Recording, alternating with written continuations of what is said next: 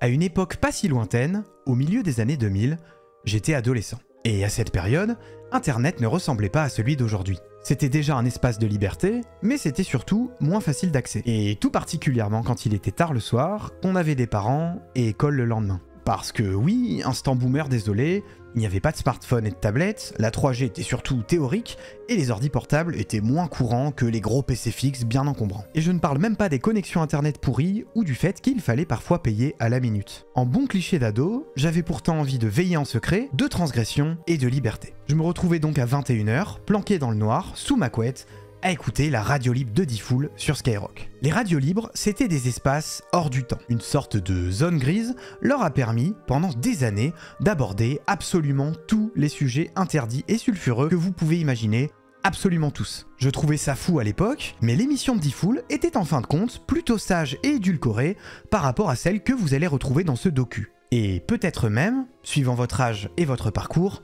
totalement découvrir. Le gris, c'est la couleur que j'ai eue en tête tout au long de la préparation de cette vidéo. Entre méchanceté et bienveillance, entre cruauté et affection, ce dont je vais vous parler aujourd'hui m'a tellement captivé et interrogé que je me devais de vous partager cette histoire. Elle flirte très souvent avec les limites du cringe, de l'acceptable, de l'absurde, et elle va pourtant vous faire rire et vous toucher aussi. Et oui, ce n'est pas une fiction, elle est vraie. Je suis revenu plusieurs fois à la rédaction de cette intro tout au long de mes recherches, car j'avais besoin de vous dire de bien regarder la vidéo en entier, même par petits bouts, si vous ne voulez pas mal interpréter mon travail. Moi-même, je n'ai cessé d'alterner, en tout cas au début, entre mon envie de dénoncer certains faits et mon regard bienveillant à l'égard des acteurs de cette période folle qui ont, dans leur majorité, été sincèrement bons sur de nombreux points. C'est clairement tout le sel de ce récit qui ne ressemble à aucun autre, être constamment sur le fil. Je vous préviens, on s'attaque à un bon gros paradoxe. Bref, aujourd'hui j'aimerais vous raconter le parcours de Gérard de Suresnes, un homme quasi à la rue qui va, pendant quelques années, être une star de la radio. Enfin ça, il est le seul à le croire, il est en fait piégé par une station connue, mais aussi par toute la France.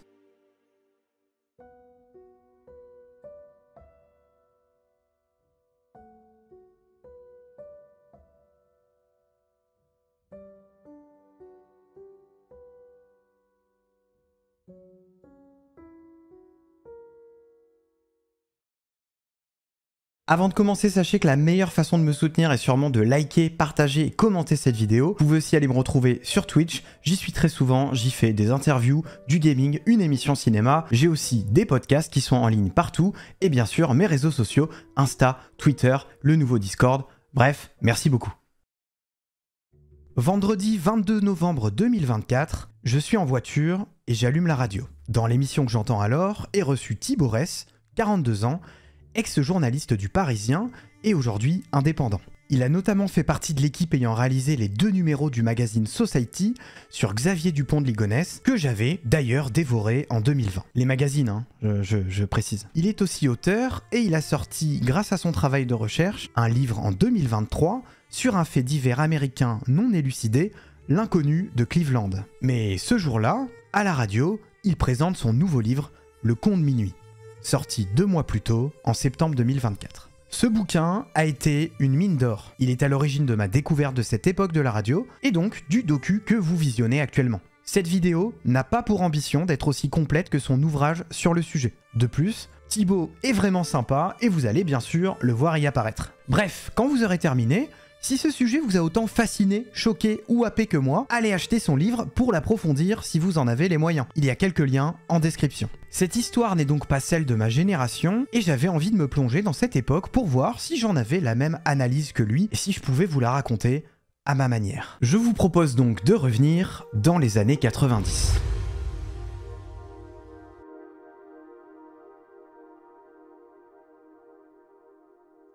Max, de son vrai nom Franck Bargine, est animateur sur une radio privée, Fun Radio.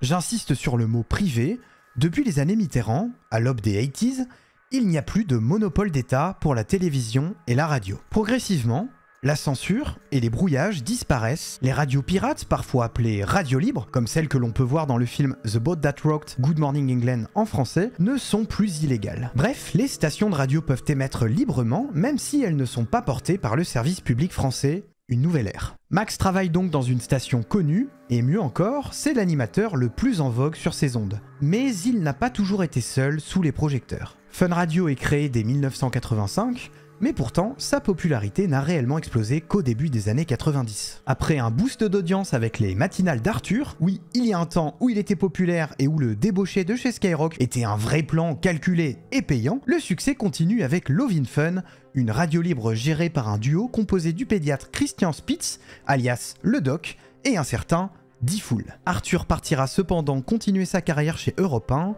en 1992. En janvier 1995, un gros dérapage de Koé, lui aussi animateur chez Fun Radio, a lieu. Si vous voulez, alors, j'ai vu ça dans le journal, c'est une maison de campagne qui est à l'abandon maintenant, faut retaper la toiture. Hein. Je lis très mal l'allemand. Je lis très mal l'allemand. Ça s'écrit Auschwitz. Je sais pas dans quel coin ça se trouve. Sa blague douteuse à base de gros méchants allemands mènera à son renvoi et on en reparlera plus tard. Et pourtant, malgré ses coups durs, les audiences grimpent encore. Ce n'est pas tout, attiré lui aussi par les possibilités d'évolution et la liberté de ton parfois remise en cause, D-Fool part également, mais lui, ce sera donc chez Skyrock en 1996. Lorsque commence notre histoire, presque toutes les personnalités de la galaxie Fun Radio ont donc progressivement quitté le navire après des opportunités ou des désaccords. C'est à ce moment-là que ce bon vieux Max devient, par la force des choses, l'animateur phare d'une station qui veut absolument laisser un repère à ses auditeurs. Je n'ai pas dit un visage phare, car à cette époque, Max entretient sciemment le mystère et montre peu ou pas son faciès, seule sa voix est donc connue. Effectivement, moi je me rappelle de la promo de l'époque, quand je suis arrivé. Ouais. La promo de l'époque, c'était, ils avaient fait une affiche, d'ailleurs Max, il avait le visage bandé, un peu comme l'homme invisible. Ouais. Et sur l'affiche, si je dis pas de conneries, il y avait Eric et Ramsey, Ouais. Jenny Godula, Miguel, Arnold et Max. Ok. Donc Et Lorenzo, je crois. Tous les mecs qu'il y avait sur l'affiche, c'était des gens qui avaient connu entre guillemets, les grosses époques. Et ils avaient essayé de relancer avec ces têtes-là, Ouais. mais ça n'a pas duré longtemps en fait. Ça n'a Ouais. pas duré longtemps, il y a eu le changement de direction. Eric et Ramsey sont partis. On en est là. Max brille alors chez Fun Radio en cette deuxième moitié des années 90 et il n'a alors que 26 ans. Il anime alors une radio libre très populaire. D'ailleurs, ce concept de radio libre ne correspond plus à celui d'avant les années 80 que je vous évoquais brièvement il y a quelques instants. On ne parle plus ici d'une radio pirate qui émet secrètement alors qu'elle est illégale, c'est désormais un terme plus générique pour définir une émission de radio osée, borderline, qui parle de sujets tabous et fait intervenir les auditeurs dans un chaos organisé, souvent tôt ou tard dans la journée. La liberté d'expression en roue libre, pour le meilleur et pour le pire, sur les ondes nationales. Exactement le genre d'émission que j'écoutais 10 ans plus tard, caché sous ma couette, comme beaucoup d'ados.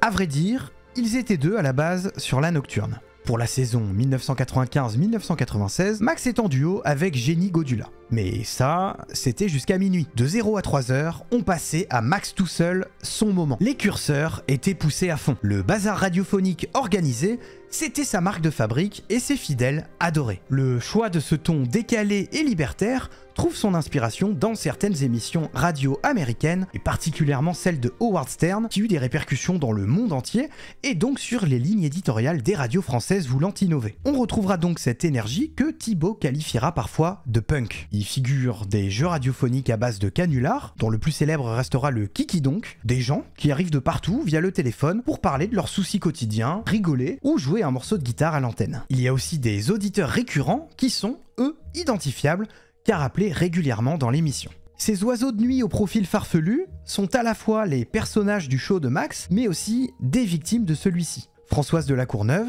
Stéphane Lalcolo et bien d'autres deviendront des sortes de mèmes ambulants avant même que le concept soit théorisé sur internet. Ils sont à la fois encouragés à revenir et moqués par les auditeurs et l'équipe.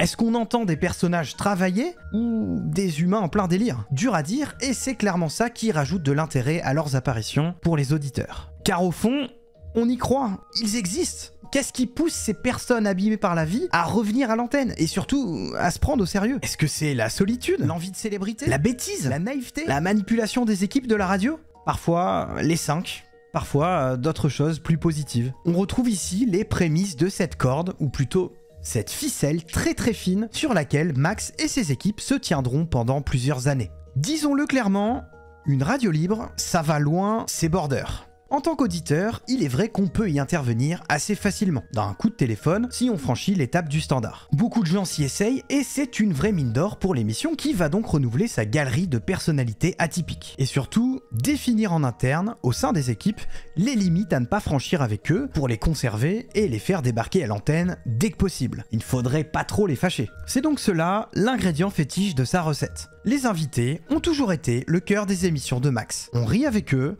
on rit d'eux. Ils représentent des clichés de la société française et tout particulièrement des classes populaires. L'auditeur se croit, peut-être, clairement supérieur à eux quand il les écoute. C'est assez dur, mais c'est un artifice comique ancien et honnêtement assez courant. Les termes beauf, cassos, pecno, etc.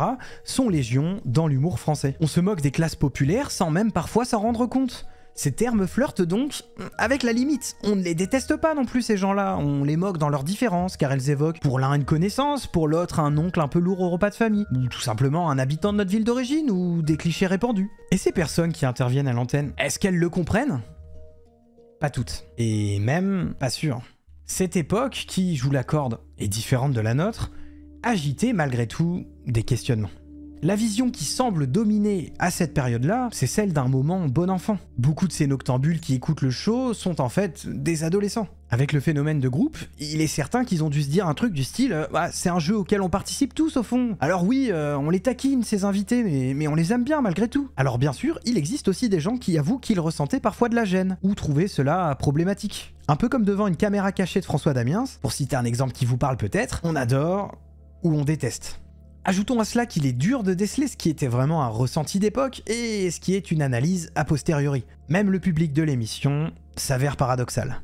De notre côté, en 2025, plusieurs façons d'analyser les choses et finalement, on se pose les mêmes questions. C'est toujours cruel, naïf, drôle ou assumé, au choix et parfois les quatre. Cette routine bien huilée, ces moments hors du temps, ils auraient pu durer des années. Mais un soir, pour Max, un appel au standard allait tout changer. Ce jour-là, un de ses invités imprévus qui ponctue parfois la nuit se démarque à l'antenne. Gérard Cousin, rapidement surnommé Gérard de Suresnes, du nom de la commune de région parisienne où il réside, appelle la radio libre un soir de décembre 1995. En tongs, dans une cabine téléphonique proche du HLM dans lequel il vivote, il déclame alors un poème d'amour à l'antenne. Il a bien une idée derrière la tête. Il souhaite, si la chance lui sourit et que sa plume fait mouche, faire vibrer la fibre romantique d'une potentielle auditrice. Cette femme serait alors évidemment charmée et demanderait son contact à l'équipe. Le poème déclamé n'est pourtant pas inoubliable. Son enregistrement a disparu, mais je vais tenter de vous le retranscrire au mieux avec ce qui en a survécu et qui est donc dans le livre. Je voudrais te dire je t'aime, mais je n'ose pas. Je voudrais te dire je t'aime, mais je ne sais pas comment te le dire. Je voudrais te dire je t'aime avec des fleurs.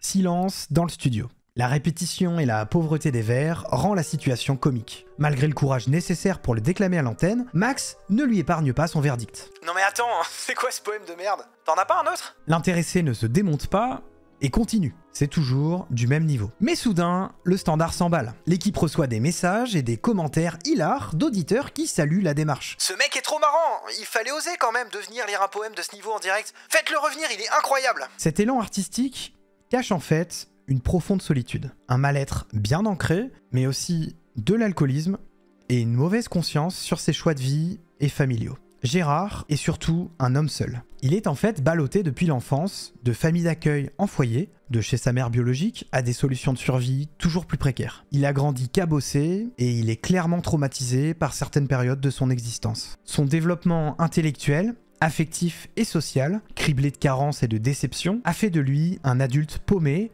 après avoir été un enfant, puis un ado à la marge. Et pourtant, ce natif de Puteaux, dans les Hauts-de-Seine, et qui a déjà 34 ans, a aussi connu des temps heureux. Il a une femme, Eliane, et même une petite fille, Roselyne. Leur quotidien n'a pas toujours été rose, mais ce père, souvent démissionnaire, aimait beaucoup, à sa façon, sa petite famille. Cela restera sûrement la meilleure période de sa vie. Mais si la foudre n'est pas censée frapper plusieurs fois au même endroit, Gérard Cousin semble être né sous le signe du paratonnerre. Au début des années 90, le métier de routier qu'il exerce finalement après beaucoup d'autres et de longues périodes de renoncement lui plaît vraiment. Le matin du 5 janvier 1993, son camion glisse sur une plaque de verglas. il en ressort vivant, mais blessé, et vivra plusieurs mois alité à l'hôpital. Il ne peut plus conduire longtemps, sa hanche le fait souffrir. En fait, il y a beaucoup de choses qu'il ne peut plus faire. Rester debout plus de quelques minutes, porter des choses lourdes, rester assis sans bouger. Un handicap supplémentaire dans sa vie est plutôt imprécis. Les contre-indications changeront dans le temps, autant que les humeurs du blessé. Alors, c'est l'enchaînement. L'alcool, de plus belle, le chômage forcé, les disputes, le marasme assumé, la dépression peut-être, la pauvreté surtout. Gérard a d'ailleurs souvent insinué à l'antenne que sa femme était partie à cause de cet accident de camion, et moi j'arrive en documentant très précisément cette période, et ce n'est pas vrai. Sa femme, elle n'est pas partie parce que Gérard a eu un accident de camion et qu'il ne travaillait plus. C'est pas du tout l'histoire qui s'est passée. À vrai dire, et comme pour beaucoup de personnes abîmées par la vie, il a vraiment une tendance à l'autodestruction, l'addiction n'aidant pas. Forcément, quand tu démarres comme ça, quand t'as pas l'amour que tu es censé avoir de la personne qui presque par contrat doit t'aimer, qui est ta mère, tu te déprécies à tes propres yeux et tu deviens quelqu'un qui n'a aucune confiance en soi et qui ne mérite finalement rien dans la vie. Et donc forcément, quand on te tend une perche, quand on te tend une main, si tu es à ce point dévalorisé à tes propres yeux, tu vas pas attraper les mains qu'on te tend, et donc tu vas passer ta vie à reproduire ce schéma, et c'est exactement, à mon avis, ce qui s'est passé pour Gérard. Gérard Cousin finit seul. De ses mots pleins de déni, sa femme est partie, elle lui a arraché sa fille, on l'a encore abandonné. C'est plus profond, d'après les recherches de Thibaut. Quand on se demande pourquoi est-ce qu'il n'a pas vu Roselyne pendant toutes ces années, alors que manifestement, on a beaucoup d'indices quand même qui nous montrent qu'elle lui manquait terriblement, on peut pas s'empêcher de s'imaginer qu'il était quand même conscient de toutes ses carences, de ne pas être la meilleure version de lui-même, disons. Il voit encore dans les yeux de cette fille de la déception, peut-être même de la honte. Il préférait ne pas la voir que d'être confronté à cette réalité. En creusant, on a donc affaire à un homme complexe. Ce personnage contrasté appellera donc le Standard un soir de septembre 1995, et Max ne cernera pas tout de suite sa profondeur et sa singularité. Il peut être à la fois touchant, drôle malgré lui, drôle tout court dans son côté bourru et son répondant, mais aussi insupportable, et même parfois antipathique. Le poète des Hauts-de-Seine est à la fois sincère dans son amour et ses regrets, et très mauvais dans l'expression et la concrétisation des choses à faire pour exprimer tout cela. Revenons donc à notre cabine. Le rendez-vous est donné, Gérard est encouragé à rappeler l'émission. Il faut absolument qu'il revienne à l'antenne dans quelques jours avec un nouveau poème. Ce serait bien dommage de perdre ce nouveau personnage inattendu. Tout le monde en raffole. S'ensuit alors une longue période ponctuée de poèmes, toujours déclamés depuis le même endroit, toujours dédiés à la femme qu'il aimera. Mais personne ne pouvait prévoir que la popularité de l'ex-routier exploserait autant. Entre-temps, Max a continué son ascension. La saison 96-97 sera celle de sa nouvelle radio libre. Fini Max tout seul et place au Star System. Dès 22h, c'est lui qui gère.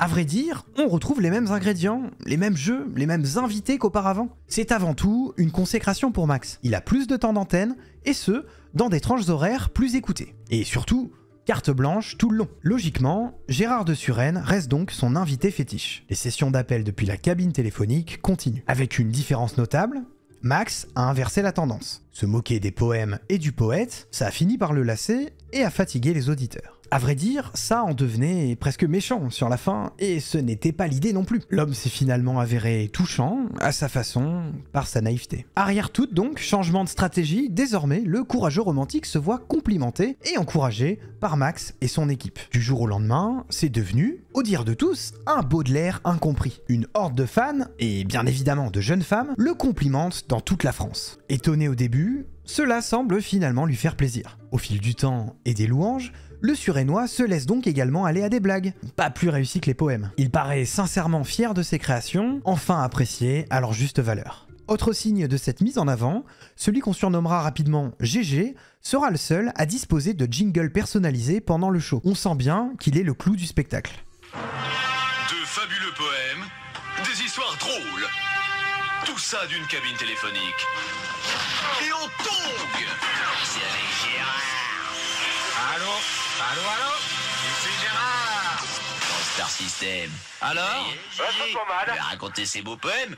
Tout en entretenant la relation avec cet ex-routier paumé, l'animateur du Star System sent bien qu'il y a un potentiel comique incroyable. Lui qui aime tant gérer des personnalités improbables pour divertir les auditeurs, voit bien qu'il y a encore d'autres choses à proposer avec cet homme-là. Les poèmes, les blagues, ce n'est qu'un début. Arrivera donc une nuit où le cap du réel va être logiquement franchi. Le 16 octobre 1996 à 3h15 du matin, Max rencontre enfin son personnage favori après ses mois d'appels réguliers à l'antenne. Devant les locaux de Fun Radio, à Neuilly-sur-Seine, Gérard accepte de passer la frontière de la réalité et découvre, en chair et en os, une équipe dont il ne connaissait que la voix et un studio qu'il imaginait à peine. Il semble alors intimidé, presque fuyant, mais heureux. De son physique assez commun, on retient quand même sa moustache caractéristique. Invité à visiter les lieux, il aura aussi et surtout l'occasion de s'exprimer enfin en direct depuis ce côté du Star System. Pourtant novice, il se révèle à l'aise. Mieux, il a du répondant, il semble plus sûr de lui qu'en antenne et rembarre les auditeurs qui le taquinent. Sans doute un peu trop fort, sans doute en s'énervant un poil trop vite, mais le soufflet ne retombe pas. Quand le Surédois est à l'antenne, il est en impro, sans préparation ni expérience radio, et il fait pourtant rire les gens, ça fonctionne. C'est peut-être ici que la blague aurait pu s'arrêter, et vous le pensez peut-être, aurait même logiquement dû. Pourtant, le micro lui est laissé plusieurs fois encore, et chaque essai le confirme, ce n'était pas que la chance du débutant. Le personnage fétiche de l'animateur star devient alors son poulain, car c'est à la fois machiavélique et drôle pour beaucoup de gens, et c'est toute l'ambiguïté. En plus, l'univers de Max, comme c'était de la libre antenne quotidienne, ça pouvait s'alimenter en délire tous les jours. Ouais, puis chaque émission, presque, j'ai l'impression, même les émissions s'alimentaient entre elles, quoi. C'était l'idée de... Ouais, carrément. Mais ce qu'on sait moins, c'est que du flou moral ambiant de toutes ces interactions inattendues entre l'animateur d'une radio nationale et l'inimitable GG naîtra aussi une relation absolument singulière. Pour Max, Gérard n'est pas uniquement un personnage rigolo qui fonctionne, il deviendra surtout son protégé au fil du temps. Mais avant que ce lien puisse se renforcer, tout part d'une offre du créateur du Star System qui va donc croire en son intuition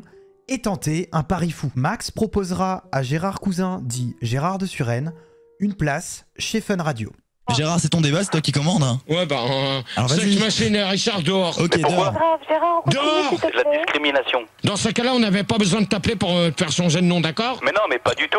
Non, presque pas. C'est mon nom d'artiste. Non. Merde, je suis une bête de C'est pas sexe. ton nom d'artiste, d'accord? Gérard, reprends le débat. Reprends le débat. On met un disque. Remets ton casque. Je n'ai pas de disque, tu remets ton De toute casque. manière, je reprends pas comme ça. Dégage avec la caméra! À partir de la toute fin 1996, l'ex-routier sera donc le nouvel animateur d'une émission hebdomadaire, un jeudi sur deux après minuit, sobrement intitulée « Les débats de Gérard ». Ce rythme est aussi une manière subtile de signaler au poète nouvellement embauché qu'il n'est le bienvenu que sur ces créneaux-là. Ce dernier ayant commencé à rapidement prendre ses aises, à venir à l'improviste et même une fois à s'illustrer bruyamment dans un état d'alcoolémie avancé. Avant ce lancement, il y a eu bien sûr une période de rodage, comme dit Thibaut, quelques essais qui auront lieu après la rencontre physique. Le résultat est assez convaincant pour en faire un format régulier, jusqu'à essoufflement du concept, ce que Max estime à environ 2-3 mois. Il y a évidemment un mais. En réalité, il n'y a ni débat, ni même vraie émission. Son patron, c'est exactement ce que ce nouvel arrivant va devenir. Un clown malgré lui. Entre ses frasques, son ton toujours bourru, le fait qu'il ne comprenne pas tout et son parler hasardeux et éminemment populaire, Gérard de Suresnes va faire rire avec lui et surtout de lui. Mais cette fois, pendant toute une émission. Vous connaissez peut-être le film Le Dîner de Cons, réalisé par Francis Weber et sorti en 1998. Il met en scène un personnage joué par Thierry Lhermitte qui se divertit chaque mercredi en invitant, en plus de ses amis, quelqu'un qu'il trouve ridicule ou naïf afin de se moquer plus ou moins subtilement de lui. Dans ce film, ce personnage est incarné par Jacques Villeray. Le Jacques Villeray de Fun Radio, c'est Gérard, et c'est le jeudi qu'il vient. Cela ne va pas durer une ou deux émissions, le gag va durer 6 ans. De 1997 à 2002, cette farce radiophonique à l'échelle nationale sera entretenue, attisée, ressuscitée jusqu'à épuisement. Je crois que personne ne se rend compte de ce que c'est 6 ans de canular. Très concrètement, il se voit confier un micro. À chaque émission, il doit arriver avec plusieurs sujets de débat, souvent deux, qui doivent durer 1 heure et comporter une dizaine de questions chacun. En vérité, il se fera aider entre les moments directs, tantôt par des membres de l'équipe, tantôt par des aides extérieures, tous aussi complices de la farce. Il croit ensuite, ou fait mine de croire, c'est selon,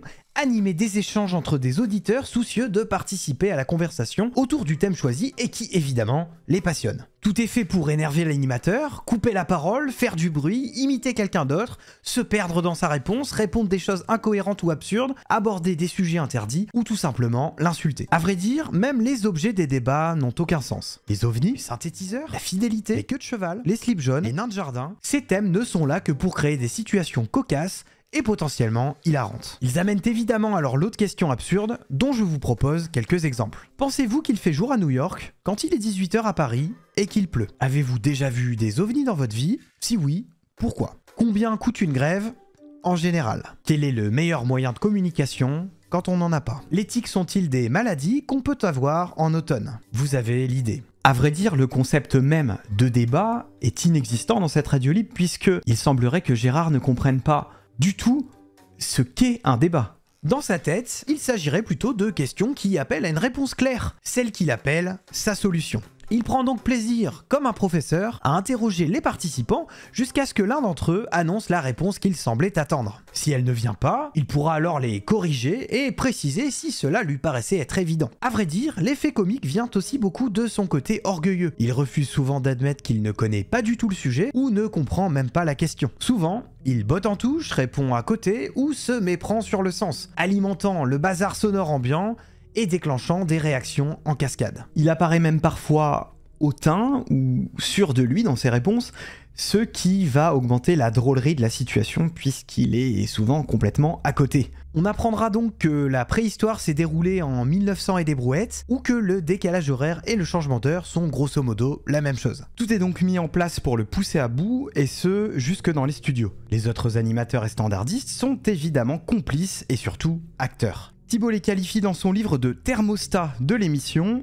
Il faut faire enrager le poète surénois, mais pas trop vite et pas trop fort. Ils doivent quasi littéralement le cuisiner à petit feu pour qu'il divertisse les auditeurs tout au long de l'émission. Si jamais il pétait un câble et quittait son poste trop rapidement, le but ne serait pas rempli. Tous les moyens sont bons, du sampleur aux effets de boucle ou d'écho déclenchés sur la voix des invités ou de Gérard. L'une des standardistes, Anka, le gêne aussi parfois en embrassant de façon exagérée son amoureux Marco, présent lui aussi dans le studio. Eh, ça va là, tous les deux là?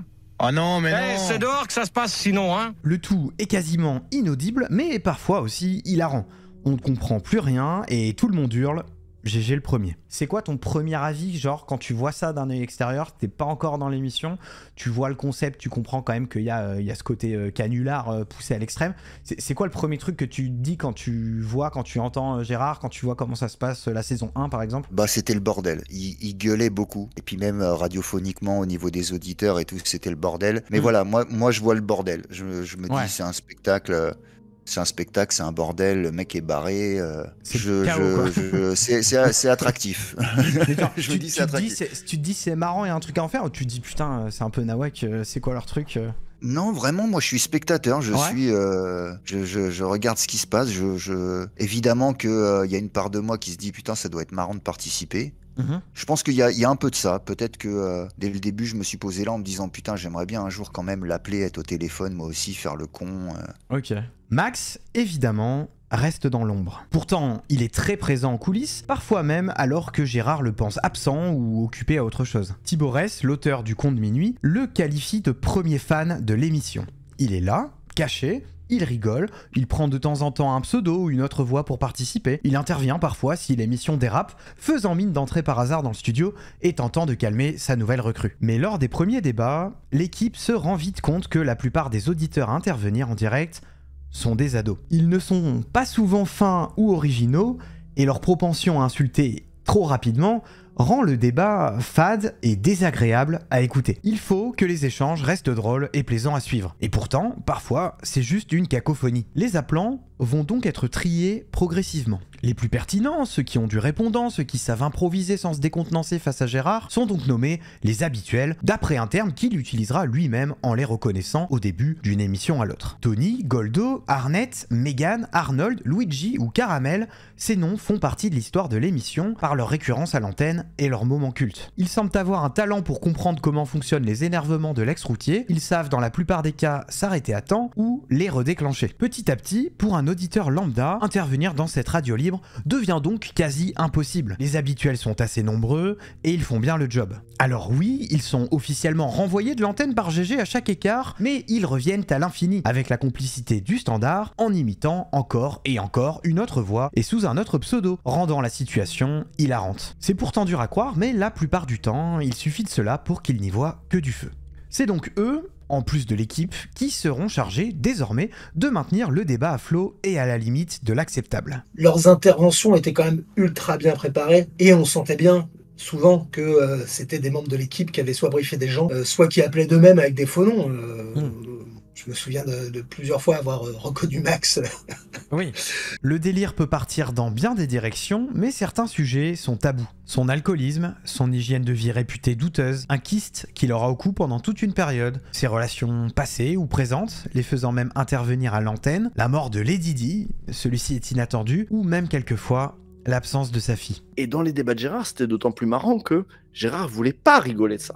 Oui, c'est ça. Parce que lui, il était pris dans ce mainstream dans lequel Lady Di, c'était quasiment Mère Teresa, en fait. Ouais, donc ça. on rigole pas de Mère Teresa. Et lui, il était pris là-dedans. Et les petits cons qui passaient à l'antenne disaient le pylône, non, on s'en bat les couilles. Dans cette quête d'une émission toujours plus marrante et transgressive, les habituels iront loin, l'équipe ira loin, et tout ce petit monde ira même trop loin.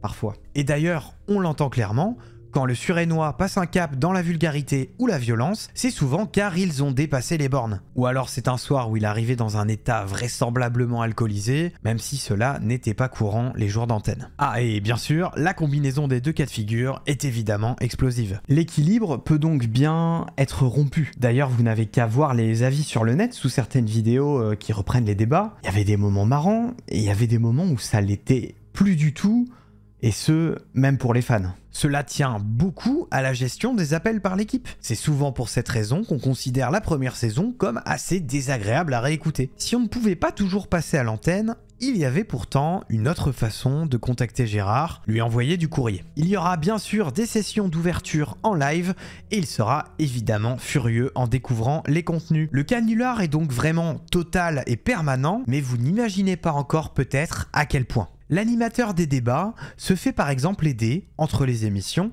par Nicolas, un adolescent fan et soucieux de l'épauler dans la rédaction des sujets depuis qu'il l'a reconnu dans la rue un jour où il cherchait son adresse avec les infos glanées à l'antenne. Il ne le comprend pas, mais ce jeune garçon qui vient l'aider chez lui sur son temps libre participe aussi à la farce, en suggérant des sujets toujours plus ridicules ou des questions bien senties. Cet allié si prévenant, Nicolas, se révélera avoir une double vie. C'est lui qui incarnait Fesse de Babouin, le détracteur si bien informé sur la vie perso de l'animateur. Bon, plot twist, en fait il était très sympa, beaucoup ont imité son pseudo, beaucoup se sont cachés derrière ce pseudo pour faire des crasses à Gérard, et lui au fond il l'aimait beaucoup, il était très sympa, et aujourd'hui encore il s'exprime sur le sujet, mais l'animateur était vraiment cerné. Très en colère pour ces blagues qui dépassent le cadre de l'émission, et menaçant de tout arrêter, il passera alors des messages à l'antenne demandant aux petits plaisantins de cesser ces attaques qui vont trop loin. L'équipe le rassurera au mieux, il ne comprendra donc jamais que l'ennemi est régulièrement accueilli dans ses murs. Ce n'est pas tout, son numéro de beeper, plus précisément de tam-tam, son numéro de téléphone, ses anciennes compagnes, ses secrets, tout est méthodiquement retrouvé par des personnes arrivant à graviter autour de lui pour servir de projectile à la fronde des blackboarders. Au photomontage et fausses annonces dégradantes, s'ajoutent un jour les crottes de chien sur son paillasson. Cette célébrité qui empiète un peu trop sur son quotidien fut clairement dure à vivre. Une expérience étrange et totale aura lieu en 1997, Fun TV. On retrouvera donc sur le câble des émissions filmées à Fun Radio. Les équipes sont loin d'être emballées par le projet. Faire de la radio, ce n'est pas faire de la télé. C'est pourtant grâce à cela qu'on possède des images des débats. Il y aura bien quelques tentatives de décors rigolos, mais ce qu'on retient le plus de cette période, c'est la présence d'un caméraman, complice lui aussi, qui sous le prétexte de ce nouveau format, s'amusera à coller l'animateur piégé et à le filmer de très près pour le pousser à bout. L'expérience TV ne durera pas. Et je tombe sur une scène, moi c'est comme ça que je vois Gérard la première fois, il sort du couloir, enfin j'entends gueuler dans le couloir, et je me rends compte, je vois Cyril, donc l'alligator, qui sort en courant avec sa caméra, et je vois Gérard lui courir après en gueulant. Mais soyons honnêtes, Tout ce canular, tous ces artifices, toute cette mise en place, ils font surtout mouche grâce à la personnalité, grâce au caractère de cet animateur improbable et absolument toujours en roue libre. À vrai dire, Gérard est une mèche qui ne demande qu'à s'embraser. Même si c'est rare, il a pu arriver qu'il soit alcoolisé, il est souvent maladroit et toujours impulsif. Il cède à la colère très facilement. Il lui arrive fréquemment de dire des choses déplacées ou insultantes, ou de se montrer un peu trop autoritaire et sûr de lui, pour ne pas dire hautain. Comme évoqué plus tôt, le plus souvent sur des sujets qu'il ne maîtrise pas du tout. Ce n'est évidemment ni une raison ni une excuse, mais parfois, il crée lui-même certaines de ces situations en se confiant trop sur sa vie privée, ou en tenant des propos plus que limites, ou bien en se montrant violent envers l'équipe ou les auditeurs. Le côtoyer en vrai, déjà, c'était côtoyer quelqu'un qui n'était pas de ma génération. Ouais, carrément. Qui avait un côté, le vieil oncle un peu bourrin, un peu beau, très très beauf, qui a pas la langue dans sa poche. Donc ça, c'est pas quarantaine, voilà, quoi. Il y avait ce côté, ah non, pas du tout, hein, il était hors antenne comme il était à l'antenne, peut-être un peu plus familier hors antenne. C'était quelqu'un de fuyant dans le regard déjà, c'est pas quelqu'un qui te regardait directement quand il te parlait, c'était toujours un peu fuyant. Il est pourtant émouvant et désarmant dans son obstination à bien faire, malgré les bâtons qu'on lui met constamment dans les roues. Il reprend régulièrement les standardistes qui ne filtreraient pas assez bien les auditeurs et ne feraient donc pas bien leur travail. Il note consciencieusement chaque pseudo d'auditeur, donnant d'un fréquence 118.9 pour savoir d'où celui ou celle-ci appelle. Son mystérieux carnet, noirci des réponses obtenues, ne servira pourtant jamais concrètement à quoi que ce soit. Il semble aussi tenir absolument au fait qu'aucune marque ne soit citée à l'antenne, car selon lui, c'est une règle absolue et propre à l'audiovisuel. Donc évidemment, les auditeurs intervenants détourneront très vite cela en hurlant « Pas de marque !» dès qu'un mot inhabituel est prononcé. Dans le doute, Gérard tiendra à reformuler cette phrase sans la fameuse marque qui vient d'être citée, marque qui serait en fait un mot assez commun qu'il n'avait pas compris. Et évidemment, tout le monde joue le jeu. Il annonce aussi les morceaux diffusés, ne se rendant pas compte ou faisant mine des jeux de mots insultants dont semblent être remplis les playlists Fun Radio. Maintenant, on va se mettre un... L'Estrom font folie avec ses potes Morphume, l'arrêt, et on se retrouve juste après, merci. Alors donc, on venait d'écouter les piliers du Relais Carnot avec vite ta couille chaude dans mon pigon de bière, et le premier, c'était la petite fée qui avale avec je parie que j'ai du caca à la place des dents. Écoutez les carabines à morpion avec chamboule-moi tout sur mes dents de devant. Et le deuxième, c'était le petit Mickey avec viens faire des montagnes russes sur mes kystes. À vrai dire, tout cela est plutôt logique parce que Gérard n'appelait pas le standard par hasard. Il adorait la radio et en faire... c'était son rêve. C'est donc pour ça qu'il est tant investi, qu'il semble vraiment en recherche de notoriété et sincèrement vouloir le succès de son émission. Évidemment, de façon maladroite. L'une des astuces qui semble donc fonctionner le plus pour calmer les nerfs de GG, c'est le nombre d'auditeurs de la radio ou encore de connectés sur l'IRC, le tout nouveau chat internet que peuvent utiliser les fans de l'émission pour contacter le standard. Des paliers fantaisistes et totalement surestimés sont annoncés à Gérard par l'équipe. La promesse d'atteindre enfin les 10 000 connectés sur l'IRC, chiffre qui ne sera évidemment jamais atteint, arrêtera parfois in extremis l'animateur dans ses colères. Ah, et en réalité, ils sont en moyenne une quarantaine. L'astuce existe aussi dans sa version audimat. 250 000 oiseaux de nuit seront comptabilisés par quart d'heure en début d'émission à la grande époque, et jusqu'à 100 000 vers 2 h du matin. GG, lui, est persuadé que le compteur flirte avec les 12 millions. Dans les deux cas, je reprends l'image de Thibaut, c'est un peu comme la queue du Mickey qui est agitée dans un manège, poussant les enfants à refaire un tour pour en gagner éventuellement un autre. Le tout au bon vouloir de la personne en charge de l'attraction. Tous ces chiffres, on les apprend donc dans le livre. De ce que j'ai entendu comme témoignage, la communauté du Star System se divisait quasiment par deux les soirs de débat et perdait une grande partie de son public féminin. Malgré tout, les chiffres sont très hauts, surtout pour la tranche horaire. Au vu du succès de ce rendez-vous nocturne, les débats de Gérard deviennent donc hebdomadaires dès cette saison 1997. Tout est bon pour mettre de l'huile sur le feu et déclencher de nouvelles situations. Gérard se retrouve donc au Festival de Cannes cette année-là, y suivant l'équipe de Fun Radio. Sur le papier, Max trouve hilarant d'imaginer son poulain inadapté au faste canois. Il envoie donc son protégé chercher sa clé de chambre d'hôtel, micro sans fil sur lui, au Carlton, puis au Martinez, avec le risque annoncé de dormir dehors s'il n'y parvient pas. Évidemment, il n'y a pas de réservation à son nom, son couchage est bien prévu, aux côtés du reste de l'équipe, dans un appart-hôtel. Mais ces tentatives pour renouveler la farce ne fonctionneront pas toujours. En 1998, c'est carrément à New York, dans le cadre de l'avant-première du film Godzilla, que Max parvient à le faire aller.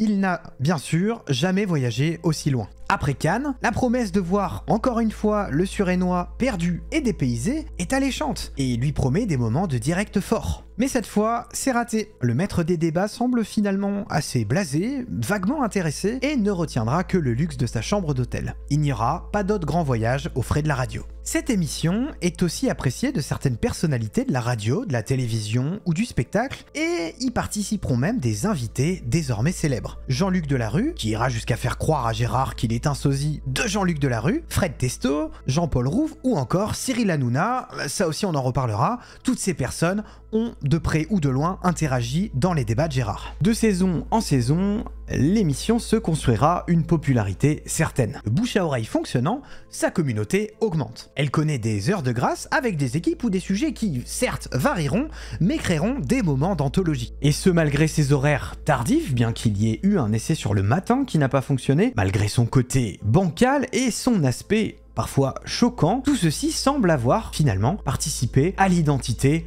de l'émission. Les meilleures saisons, c'est celles où ils sont pas méchants juste pour être méchants, mais où on crée un truc autour du monde de Gérard. Le fameux côté punk, cher à Max. L'équipe la plus mythique et appréciée reste la Dream Tease, soit le trio composé de Manu, Rigaud et Fildar. Moi j'estime que je suis arrivé à la fin de l'arc 1, parce qu'on découpe les débats en 3 arcs. Le premier arc étant la rencontre avec Max et la mise en place des débats. Et Fun TV, moi j'inclus Fun TV dedans. Tous les débats Fun TV où ça gueule beaucoup, où il est pas en couple, il est dans un délire avec les nanas, enfin il y a vraiment des ambiances différentes. Et l'arc 2, pour moi, c'est à partir du moment où on est la Dream Tease, qu'on a les habituels qui tournent que entre eux, qu'on fait beaucoup plus parler GG, enfin, il y a plein de trucs. C'est un peu l'âge d'or où vous avez décidé d'arrêter certains trucs qui étaient lourds ou en boucle, et où en fait, ce qui est marrant, c'est plus de l'entendre, entendre Gérard parler de sujets qu'il connaît pas et balancer des énormités que juste le pousser à bout en lui balançant des trucs en boucle.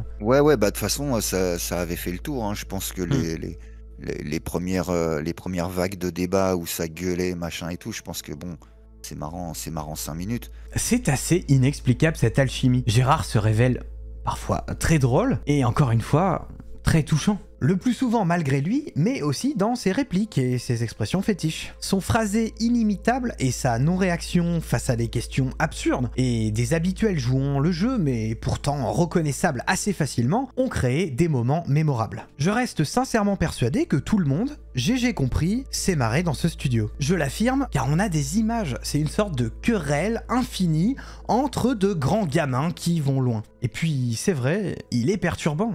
Que comprend-il réellement? Un peu comme Thibaurès qui parle de la France des bistrots. Moi, mon daron, mon daron, il était ouvrier, il était prolo, il a pas le bac. Et il m'emmenait dans des bistrots. Et des Gérard, j'en ai vu plein. Et dans une certaine mesure, et je peux le dire aujourd'hui, que mon père n'est plus de ce monde et qu'il tombera pas là-dessus, quelque part, il y avait un peu de mon père chez Gérard. Tu vois.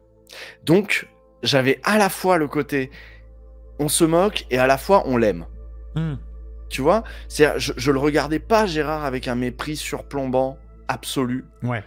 Je me disais aussi, derrière le con, il y a un bon gars, sans doute. C'est ici qu'on touche au côté gris dont je vous parle depuis le début de cette vidéo. D'un côté, c'est féroce, surtout quand on connaît cette farce, et de l'autre, on y voit un Gérard qui prend plaisir à animer ce qu'il croit être son émission. Des fois, il est en train de rigoler, il est investi, il reprend ceux qui disent n'importe quoi, il leur crie dessus, mais parce qu'il perturbe l'émission. Assez souvent, entre deux colères, il apparaît étonnamment investi et il rigole avec son équipe et les auditeurs. C'était vraiment une autre époque, pour le coup. Parce qu'il y avait aussi ce sentiment qu'on était tous anonymes. Même Gérard, en fait. C'était impossible de pouvoir le retrouver, de pouvoir retrouver son adresse. Du coup, il y avait cette espèce de protection et puis l'idée que c'est presque pas du réel, puisque ça se passe qu'en virtuel à la fin, qu'en auditif à la radio. Aujourd'hui, si on devait refaire ce genre de programme, il est à peu près certain qu'on se retrouverait avec la totalité du casier et du dossier médical de la personne qui tenterait de faire ce genre de choses. Je dois moi-même me l'avouer, même en sachant tout ce qui se passe en coulisses, les débats de Gérard, ça ressemble à aucune autre émission. Les débats de Gérard, au moins, c'était créatif. Il n'y avait pas que on se moque de Gérard. Ouais. On se moque de Gérard, c'est la base. Au-delà de ça, il y avait les sondages qui tombaient, les auditeurs qui créaient des personnages, qui étaient créatifs, qui changeaient de pseudo.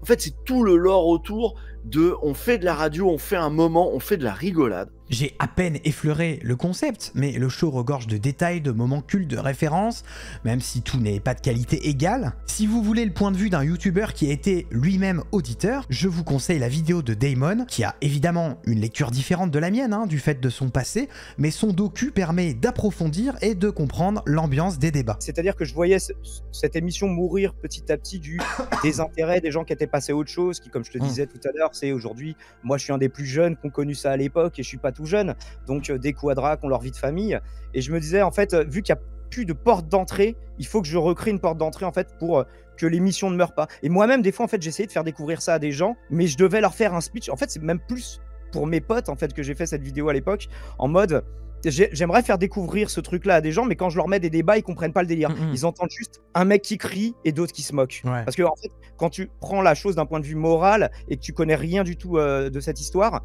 t'entends juste ça au début. Tu dis juste un mec qui crie sur des gens qui se moquent. Et c'est inaudible pour la plupart des gens si tu n'as pas de porte d'entrée.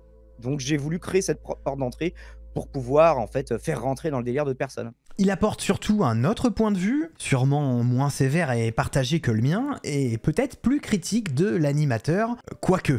C'est surtout la vidéo de référence sur le sujet depuis des années, et j'étais ravi de la trouver pour avoir les bases nécessaires. D'ailleurs, sa vidéo date un peu, et de nos jours, il tenait à apporter quelques précisions. Il y a deux choses que j'aurais changé. Alors je dis dans ma vidéo abandonnée à 5 ans, et on me dit c'est à 5 mois. Et en fait, le livre m'a montré que des années plus tard, j'avais en partie raison, puisque Gérard a été abandonné à 5 ans et à 5 mois. Il a été abandonné. Oui, il a été abandonné plusieurs fois, malheureusement. Il y a une phrase aussi qui est mal comprise où je dis oui, jusqu'ici, vous vous dites au bout de 5 minutes de vidéo à présenter le truc, parce qu'il y a beaucoup de choses à expliquer quand on découvre cette émission. Justement, c'est ce que tu essaies de faire. Et en fait, un petit peu pour retenir les gens qui découvriraient le personnage et qui se demandent mais pourquoi on parle de ce moustachu alcoolisé qui raconte n'importe quoi, je dis ouais, jusqu'ici, vous vous dites bon, en gros, c'est un gros beauf ascendant Cassos, c'est pas tout à fait faux, mais vous allez le voir en bien comme en mal, la vie de Gérard est de rebondissement. Je crois que je dis ça mot pour mot. Et le gros beauf ascendant Cassos, des fois, il est mal pris et a raison. Donc peut-être que j'utiliserai des mots différents, même si, en fait, j'essaye d'exorciser un truc que des gens pensent vraiment dans leur tête en voyant cette vidéo. Bref, vous avez de quoi faire. Ah, et bien sûr, le livre de Thibaut, que je vous recommande encore si tout cela vous a intéressé. Bref, en cette seconde moitié des années 90, c'est toute une partie des adolescents et jeunes adultes français qui, pendant quelques années, s'habituera à cette parenthèse nocturne devenue, au fil du temps, un rituel. Une espèce de... un genre de fantasme, mais pas au sens étymologique du terme.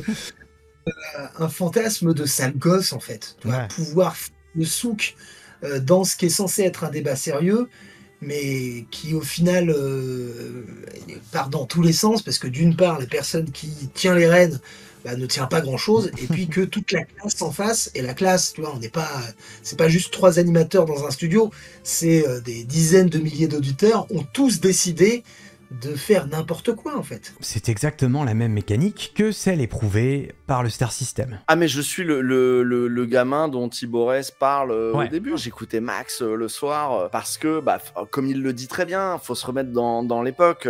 Aujourd'hui les gamins ils ont leur portable comme sphère d'intimité. On n'avait pas la télé dans notre chambre, donc on avait un poste de radio qui était notre ouverture sur le monde et notre ouverture sur notre monde à nous qu'on construisait contre le monde des adultes, le monde des autres, l'officialité, y compris l'officialité de la télé. Et donc, nous, notre espace de déconnade, c'était la radio libre, là où des gamins vont avoir Snapchat, là où des gamins vont avoir aujourd'hui plein d'autres trucs pour s'échapper de école, famille. Oui, on se moquait de Gérard, et ça allait loin, mais beaucoup parlent avant tout d'une affection sincère envers lui. La nuit, tous les ados sont gris. Mais il y a une affection qui saute pourtant moins aux yeux quand on ne connaît pas l'envers du décor. Je vous l'ai évoqué plus tôt, c'est celle de Max envers l'ancien routier.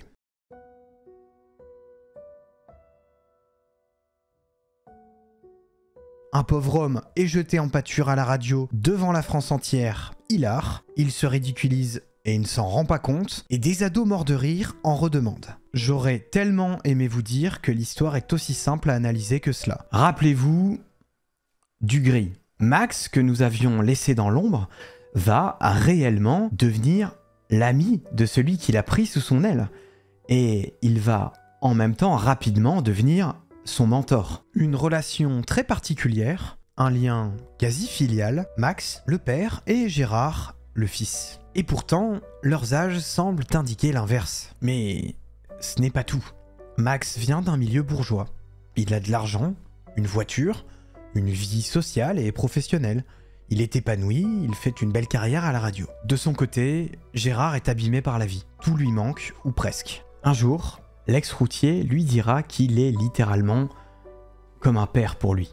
Max, pourtant peu expressif, en aurait été bouleversé selon les témoins de la scène. Moi, je suis de ceux qui pensent qu'il y avait une vraie amitié, mais il y avait aussi un rapport hiérarchique dans cette affection, c'est-à-dire que Gérard voyait Max comme un genre de mentor, comme quelqu'un précisément qui lui avait permis de réaliser son rêve, parce que Gérard, il rêvait de faire de la radio, il était lui-même auditeur d'émissions de radio depuis sa tendre enfance. Il y a aussi cette fois où le poète, passablement aviné, déclarera que Max sera le témoin de son mariage avec sa compagne du moment, Sandy, et le parrain d'un enfant qui ne viendra jamais. Mais alors, que se passait-il en coulisses? À vrai dire, lorsque Max décide de faire venir ce poète noctambule à la radio la première fois, il ne sait pas encore qu'il cartonnera un temps, et même que sa popularité ira presque jusqu'à l'éclipser. Il choisit pourtant de tout tenter, ou en tout cas de faire beaucoup, pour l'aider à sa façon. Alors, Max, c'est sûrement la personne qui a partagé le plus de moments privés avec Gérard. Ouais. Des moments où ils se sont parlé en voiture, dans le bureau, machin. Max, c'était l'animateur, c'était le chef, c'était lui qui avait tout créé, qui gérait tout. Donc, de toute façon, il avait un autre rapport que nous avec tout le monde, mais aussi avec Gérard. Certes, il n'est pas salarié au début, mais son patron lui donne des coups de pouce. Lui et son équipe l'abreuvent dès qu'ils peuvent de tickets resto. À plusieurs moments, il acceptera de régler les factures en retard de son protégé ou choisira de lui glisser quelques billets pour le dépanner. De temps en temps, on paiera le taxi aller ou retour à GG pour rentrer chez lui ou on le fera raccompagner. On lui donne aussi des vêtements, notamment les vêtements promotionnels de la radio, et il pourra enrichir sa collection de t-shirts. Régulièrement, on l'invite à la Loco, la boîte parisienne où la Team Fun a ses habitudes et dans laquelle le moustachu, s'il se sent festif, peut boire gratuitement et rentrer sans souci. Il s'y déhanche souvent toute la nuit en s'amusant et en signant des autographes à ceux qui le reconnaissent. GG, moi je l'ai vu à la Loco torse nu sur un podium, en train d'hurler, à faire tourner son t-shirt et d'être... ok, il était un peu bourré, mais il aimait ça. Il y aura aussi plusieurs personnes qui aideront l'animateur naïf à entreprendre des démarches auprès d'assistantes sociales pour obtenir certaines aides ou emplois, et même une fois pour garder son logement. Rappelez-vous, Max se débrouillera aussi, même si ce geste était intéressé, pour faire gagner à Gérard et Sandy un merveilleux voyage à New York dans un magnifique hôtel, un voyage qu'évidemment Gérard n'aurait pas pu faire seul et n'aurait même pas imaginé, ce lot était normalement réservé aux auditeurs. L'ex-routier va aussi fortement diminuer sa consommation d'alcool les jours d'antenne. C'est la condition pour y passer et ses manquements seront remarqués et sanctionnés. S'il veut pouvoir animer, il doit être sobre. C'est d'ailleurs pour cela que j'ai insisté plusieurs fois. Oui, les émissions où il était alcoolisé ont existé, mais notamment dans les premières années, elles n'étaient pas fréquentes. Même si, encore une fois, cette demande était intéressée, on peut relever que cette consigne a été bénéfique pour son hygiène de vie, auparavant si critique. Il a rencontré plusieurs fois l'amour, ses relations à distance existent grâce à son rôle à la radio. Christine, Sandy, ses courtes histoires seront agréables, avant d'être plus tard retourné contre lui, évidemment. Il y aura par la suite une période où, finalement, Max négociera un petit salaire pour Gérard, qui rajoutera du beurre dans les épinards, en plus des aides sociales et des petits boulots. Il est là le paradoxe de cette histoire. Quasi SDF il y a peu, il est aujourd'hui une star de la radio libre. Il est populaire, prend plaisir à parler aux auditeurs qu'il croise, fait la fête, vit un peu mieux, se sent mieux, et il est entouré de gens se voulant bienveillants dans l'ombre. Il a peut-être enfin conscience de pouvoir compter pour d'autres, et sur les autres. Et vous savez que cela a été rare dans sa vie. À son échelle, il semble aussi avoir l'impression d'être une sorte de star. Mais tout cela, c'est ce que les auditeurs ou même l'équipe a pu penser. En fait, toutes les choses positives que je viens de vous décrire, c'était les soirs d'antenne. Mais il ne faut pas non plus imaginer que tout a changé drastiquement pour Gérard Cousin, et notamment hors antenne. Pendant toute la durée du show, il vivra de HLM en HLM et passera même les dernières années dans un foyer d'accueil pour SDF. Vous ressentez le contraste. Je dois admettre que j'ai été perturbé en découvrant progressivement tout ça. Il semble passer les meilleures années de sa vie. En tout cas, de sa vie post-rupture familiale. Et en même temps, piégé par Fun Radio, il subit chaque semaine ou presque des moqueries en direct. Et ne sort jamais vraiment de cette misère qui est tout juste embellie. Max était son mentor, mais loin d'être le seul à l'épauler. Nicolas, certains standardistes ou employés de l'émission, des fans bienveillants, c'est dur à croire, mais ses mains tendues ont aussi été sincères de nombreuses fois. D'ailleurs, j'insiste sur Nicolas, quand il n'était pas fesse de babouin, il était Nicolas et c'était un ami sincère, et c'est assez dur à concevoir. Aussi étrange que cela puisse paraître, même ceux qui jouaient des doubles rôles voulaient aussi sincèrement l'aider quand ils étaient en off. C'est vraiment ça qui est compliqué dans cette histoire. Ces dualités m'ont tellement questionné tout au long de mon travail. Peut-on réellement se dire ami sincère quand on œuvre dans l'ombre pour maintenir cet homme dans son rôle de clown maladroit et faire rire les fans du show? Eh bien, la plupart des protagonistes ont estimé que oui, et c'est pour ça qu'ils ont continué. Pour tous ceux qui ont participé de près ou de loin à ces émissions à l'époque, il y a vraiment deux moments qui sont pas reliés. Ceux de l'antenne, où tout le monde a le sentiment légitime de participer à un show, quoi. Un freak show, on pourrait dire. Oui, mais en tout cas, voilà, il y avait à l'antenne, on était là pour se moquer de lui, pour le faire enrager. Tout ça était dans un cadre comme ça, très, très codifié, et ça durait le temps de l'émission. Mais pour ces mêmes personnes-là, hors antenne, ils avaient une relation avec Gérard qui était pour la plupart tout à fait normale. Quand le signal on-air était allumé, il n'y avait pas de pitié pour Gérard. Autant quand cette lumière était éteinte, beaucoup se sont attardés sur son cas, si je puis dire. On discutait avec lui, lui ont tendu des mains, etc. Et donc, il y a pas de porosité entre les deux, quoi. Vraiment, tout est très étanche. Il existe aussi des membres de l'équipe qui quitteront le navire car ils auront mauvaise conscience. Soit ça ne les fera plus rire, soit même ils penseront que la blague a été trop loin. Célèbre pour ses échanges avec Gérard, Apolline démissionnera aussi en 2019, la radio ne l'intéresse plus. Les débats l'ont-ils dégoûté? Elle semble finalement avoir été poussée vers la sortie. Allons au bout des choses. Le comportement de Gérard n'aide pas toujours à voir clair dans cette trouble situation. Il s'est souvent montré ingrat face aux beaux gestes. Il déçoit assez régulièrement les gens qui font des efforts pour lui. Par exemple, il n'honore plus les rendez-vous pris pour l'aider, se comporte en diva, ce sont les mots de Max, de l'avis de ceux qui l'ont côtoyé. Plus il est aidé, plus il prend la grosse tête, comme on dit. Et c'est vrai qu'il semble ne pas avoir les codes sociaux. Son passé explique cela. Il ne sait pas remercier, il ne sait pas se montrer reconnaissant. La vie lui a peu donné. Évidemment, personne ne s'attendait à ce que Gérard dise merci quand il se faisait troller à l'antenne, autant quand le micro était éteint et que ces gens-là ont essayé de lui trouver du travail, lui donner des tickets resto, à manger, des fringues, on lui refait son CV, lui ont fait retrouver une couverture sociale.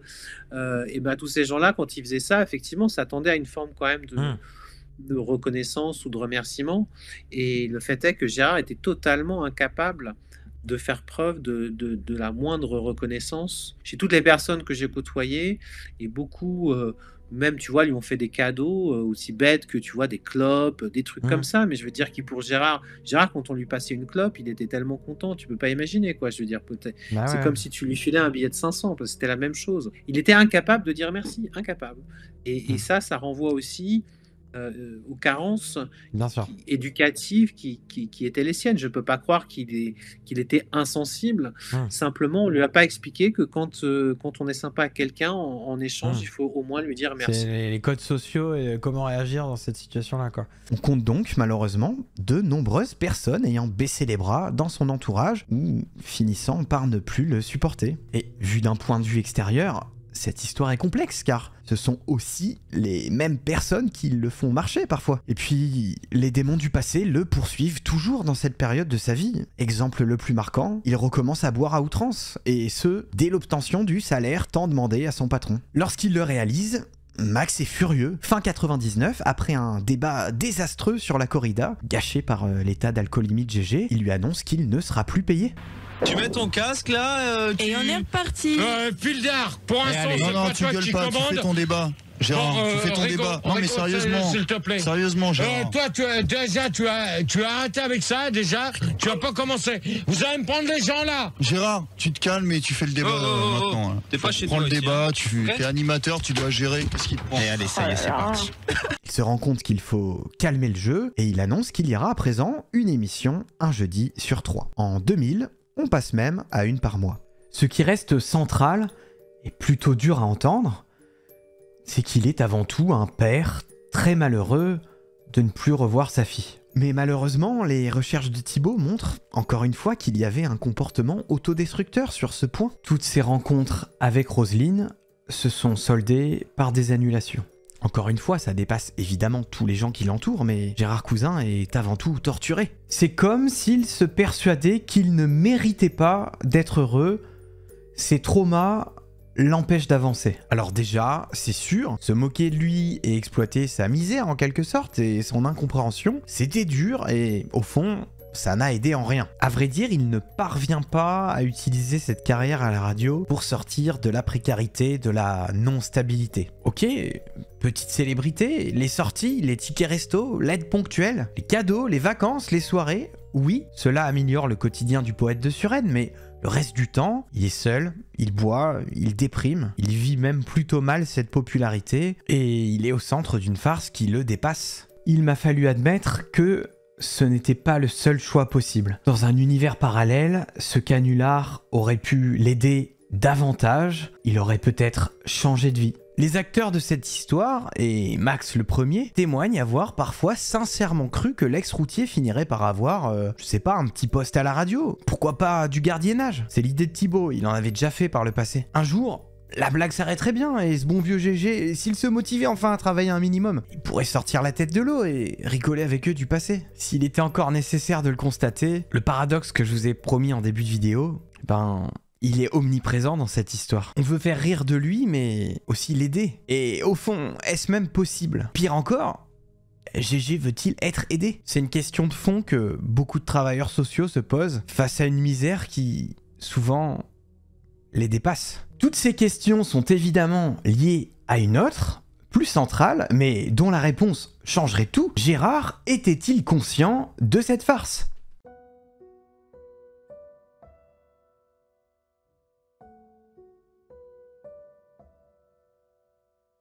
Est-ce qu'il savait? À première vue, personne ne peut en être totalement sûr. À vrai dire, c'est même ce qui fait tout le sel de cette histoire. Faites le test, expliquez brièvement le concept de l'émission ou faites écouter un bout de débat à un proche, il finira par vous dire « Non mais c'est trop gros, c'est pas vrai hein !» La question qu'on se posait, surtout à l'époque, c'était est-ce que c'est vrai? On se posait pas tant de questions du coup sur le bonhomme lui-même parce qu'on se disait si ça se trouve tout est faux. Même si en fait quand tu creuses, personne n'aurait pu incarner ce personnage aussi longtemps avec toutes ces expressions. Mais même on se demandait est-ce que c'est un personnage, est-ce qu'il y a des gens qui écrivent pour lui et tout, tu vois, parce que il y avait des expressions, je suis pas sûr de ce que j'invente ou à la fois ça détourne une expression déjà actuelle et en même temps c'est un petit peu un trésor d'humilité. Bref, pour répondre à la question, est-ce que Gérard savait pour ses équipes, pour Max, à ma connaissance et d'après mes recherches, non. En tout cas, jamais totalement. Il faut préciser que le patron du Star System ne cesse de se contredire sur le sujet, alors c'est dur à dire. Alors oui, Gérard reconnaît parfois certaines voix des habituels qui reviennent à la charge incessamment. Là, les auditeurs, je suis sûr que je les prends rien qu'à écouter. Tu vas voir les voix. On va voir Tony, Arnett et toute la bande. Alors non, Mais pas au point de se rendre compte qu'il s'agit des 4 mêmes personnes à chaque fois. Il prend aussi conscience de temps en temps que certains pseudos ou les noms des villes des intervenants sont des blagues. D'ailleurs, il finira par ne demander que les numéros de fréquence, qu'il ne vérifiera jamais, évidemment. Les titres des morceaux, les interventions qui vont un peu loin, la régularité de certains sujets. Oui, il semble au fur et à mesure des saisons qu'il est de plus en plus lucide sur le fait qu'on aime l'agacer. Et pourtant, après les débats, c'est toujours la même rengaine. D'après les témoignages de ses équipes à qui il se confiait, ça partait bien, mais les intervenants ont tout fait pour le pousser à bout. Donc il verrait bien qu'on aime le pousser à bout, mais il ne semblerait pas réaliser que c'est le principe même de l'émission. Tel le mythe de Sisyphe de la mythologie grecque, il pousse son rocher inlassablement vers le sommet d'une montagne inatteignable. Et immanquablement, il s'épuisera à la tâche et celui-ci retombera tout en bas, l'écrasant au passage. Pour ajouter de la confusion, il est souvent désarmant dans les signaux qu'il nous donne. Est-ce que c'est réellement ce qu'il pense? Est-ce que c'est un sursaut d'ego quand la situation va trop loin? On a malheureusement des exemples de sa non-compréhension face à ce qui l'entoure, et qui complique le tout. Un exemple parmi d'autres, à l'avant-première du film qu'il est venu voir à New York, il côtoie des stars et il se pense vraiment, premier degré, l'une d'entre elles, l'espace d'un instant. Un peu plus tard, ce jour-là, lorsque le film démarre, il pèse qu'il soit en anglais. Mais à quoi pouvait-il s'attendre d'autre? Chaque personne qui s'y intéressera aura son avis sur le sujet. Il y a autant d'avis que de personnes qui y ont réfléchi et ça rend la chose plus complexe. Il y avait un espèce de truc où quelque part, comme lui, il fait partie du show, enfin tu vois, de tout ça, comment est-ce que moi je dois lui parler, qu'est-ce que je dois lui dire, pas lui dire, qu'est-ce que je dois laisser transparaître. Il y a ça aussi dans les premiers contacts que j'ai eu avec lui, tu vois. Ouais. C'est est-ce que là, pendant que je lui parle, il n'y a pas quelqu'un qui me regarde en mode oh là, fais gaffe à ce que tu dis, enfin tu vois, tu vois, t'oses pas trop. Presque pas faire de gaffe, quoi, entre guillemets, par rapport au... Bah ouais, il y a un peu de ça, ouais. Il y a un peu de ça dans mes premiers contacts avec lui. Et puis après, bon bah tu le côtoies, tu commences à connaître un petit peu le personnage. C'est aussi l'avis d'Usul, qui l'a parfois senti conscient de son rôle. Non, je pense que même à l'époque, je me disais que Gérard avait compris son intérêt à continuer à jouer le jeu. Et à la limite, nous même, ce qui pouvait nous déranger, c'était quand il jouait trop le jeu. Parce qu'il voyait ce qu'il avait à y gagner, il voyait ce qu'il avait à y perdre s'il arrêtait. Et en effet, c'était un homme piégé, c'était un homme coincé dans ce truc-là. Quelque part, il savait que c'était le dîner de con. Archaeotoys pense que c'est aussi une façon de reprendre un peu le contrôle sur sa vie. Je pense qu'il était conscient de ce qui se passait autour de lui, probablement qu'il ne le souhaitait pas, ça c'est sûr, mais qu'il faisait ça aussi pour avoir la main au moins une fois par semaine. Tu vois, personne ne pouvait théoriquement passer au-dessus de lui pendant peut-être 1h30 ou 2 heures par semaine, c'était lui le boss. On retrouve les codes de ces affaires non élucidées qui finissent par obséder leurs enquêteurs et le grand public. Ce n'est pas pour rien que Thibaut reste s'y intéressé. D'après ses recherches, trop d'indices amènent pourtant à penser plutôt que Gérard ne comprend pas le piège dans son ensemble. Et c'est peut-être ça qui rend l'histoire touchante et drôle. Gérard, il a compris qu'on faisait tout pour que l'émission se passe pas bien. Il n'a pas compris que c'était le principe même de l'émission. Que ça ne se passe pas bien. Il aimait pourtant aussi une idée très drôle et qui serait l'hypothèse inverse et un retournement incroyable. Et s'il avait tout compris? S'il menait tout le monde en bateau et que c'était lui le vrai maître de ce dîner de cons? Encore une fois, une question sans réponse. On pourrait croire, tu vois, de prime abord, que Gérard est un gars simple, un simplet, tu vois, un type qu'on trash, qui s'en rend pas compte, et que tout ça est une histoire triste, mais que on a trouvé la parfaite victime. Et ben en fait, pas du tout. Ouais. Gérard, il est d'une telle complexité, d'une telle finesse, c'est une telle collection de nuances, cet homme-là, que 5 ans après, je suis toujours incapable de te dire qui il était, en fait. La vie de Damon a d'ailleurs changé avec le temps. Il pense aussi qu'il comprend, en partie, ou que son entourage, par exemple Sandy, le comprenait. C'était marrant parce que mon point de vue a partiellement évolué il y a encore quelques heures là-dessus. Quelques heures, ah ouais, c'est de l'info fraîche là. Sur Gérard, il en était partiellement conscient. D'ailleurs, c'est dans le bouquin, je sais bien que vous vous foutiez de ma gueule. Donc, de toute façon, si lui-même l'avait pas compris, il y aurait des gens de son entourage qui lui auraient dit de toute façon, à un moment ou un autre. Ouais. Mais il y a aussi le fait qu'il lui ait carrément dit, c'était dans l'émission des Sales Gueules, où à un moment ils expliquent, il relate une conversation, il dit mais t'as compris que les débats c'était une émission pour rigoler, c'est pas un truc sérieux quoi. Et il leur a répondu un peu la même chose en maugréant, ouais c'est ça, j'aime bien continuer à bien vous foutre de ma gueule, ouais. Pour ma part, je crois aussi que c'est un entre-deux qu'il avait parfaitement accepté. Il n'aurait compris que certaines choses, c'est vrai, notamment le fait qu'on aime le faire enrager, mais il jouerait le jeu de façon assumée. C'était vache, mais c'était aussi de vrais moments de camaraderie. Cela serait donc le prix à payer pour un grand écart inattendu dans une vie marquée par la solitude. Il ferait consciemment des concessions sur certains points, sans toutefois se rendre compte de tout ce qui se joue, et de la farce dans sa globalité. Sa vie très difficile expliquerait totalement cette capacité de résilience. Quand on est habitué au pire, une situation critique peut sembler supportable. Est-ce que tu trouves qu'il forçait un peu son personnage, entre guillemets, Gérard, ou est-ce que genre juste, Thibaut il dit qu'en gros quand il avait le micro et qu'il était à l'antenne, il se lâchait et que dès qu'il était plus au micro, bah, il redevenait un peu, comme tu dis, un peu fuyant, un peu timide, un peu dans son coin, ou est-ce que vraiment il y avait un truc de... Est-ce qu'il avait conscience qu'il augmentait un personnage parce que c'est ça qui était attendu, ou est-ce que non, vraiment ça s'est fait... Il en avait totalement conscience, ça j'en reste persuadé. Il y a un extrait d'ailleurs où il y a quelqu'un qui dit potable, puisque lui il disait toujours potable, machin. Ok. Et il le précise lui-même, il dit à quelqu'un oh ouais c'est pas toi qui parle comme ça, c'est moi qui enlève les ok, il a conscience de ses gimmicks et tout quoi. Voilà, il a conscience de ses gimmicks, il a conscience de plein de trucs. Gérard quand il appelle Radio, il appelle pas France Inter, il appelle pas France Culture, il sait très bien ce qu'il appelle, il sait ce qu'il écoute. Il écoute Max, il connaît Max, il sait que c'est une émission comme tu disais tout à l'heure, où il y a un espèce d'esprit ado, pré-ado, gamin, où ça se vanne, où ça se moque. Enfin, tu vois, tu sais où t'appelles. Vous l'avez vu, personne n'est complètement d'accord sur le sujet. Et d'ailleurs, votre avis m'intéresse aussi. N'hésitez pas à le mettre en commentaire, on pourra peut-être échanger là-dessus. C'est tout l'intérêt de la vidéo. Bref, si vous découvrez cette page de l'histoire radiophonique, ça me paraît normal de douter tant Gérard est inimitable. Il va parfois, et même souvent, trop loin.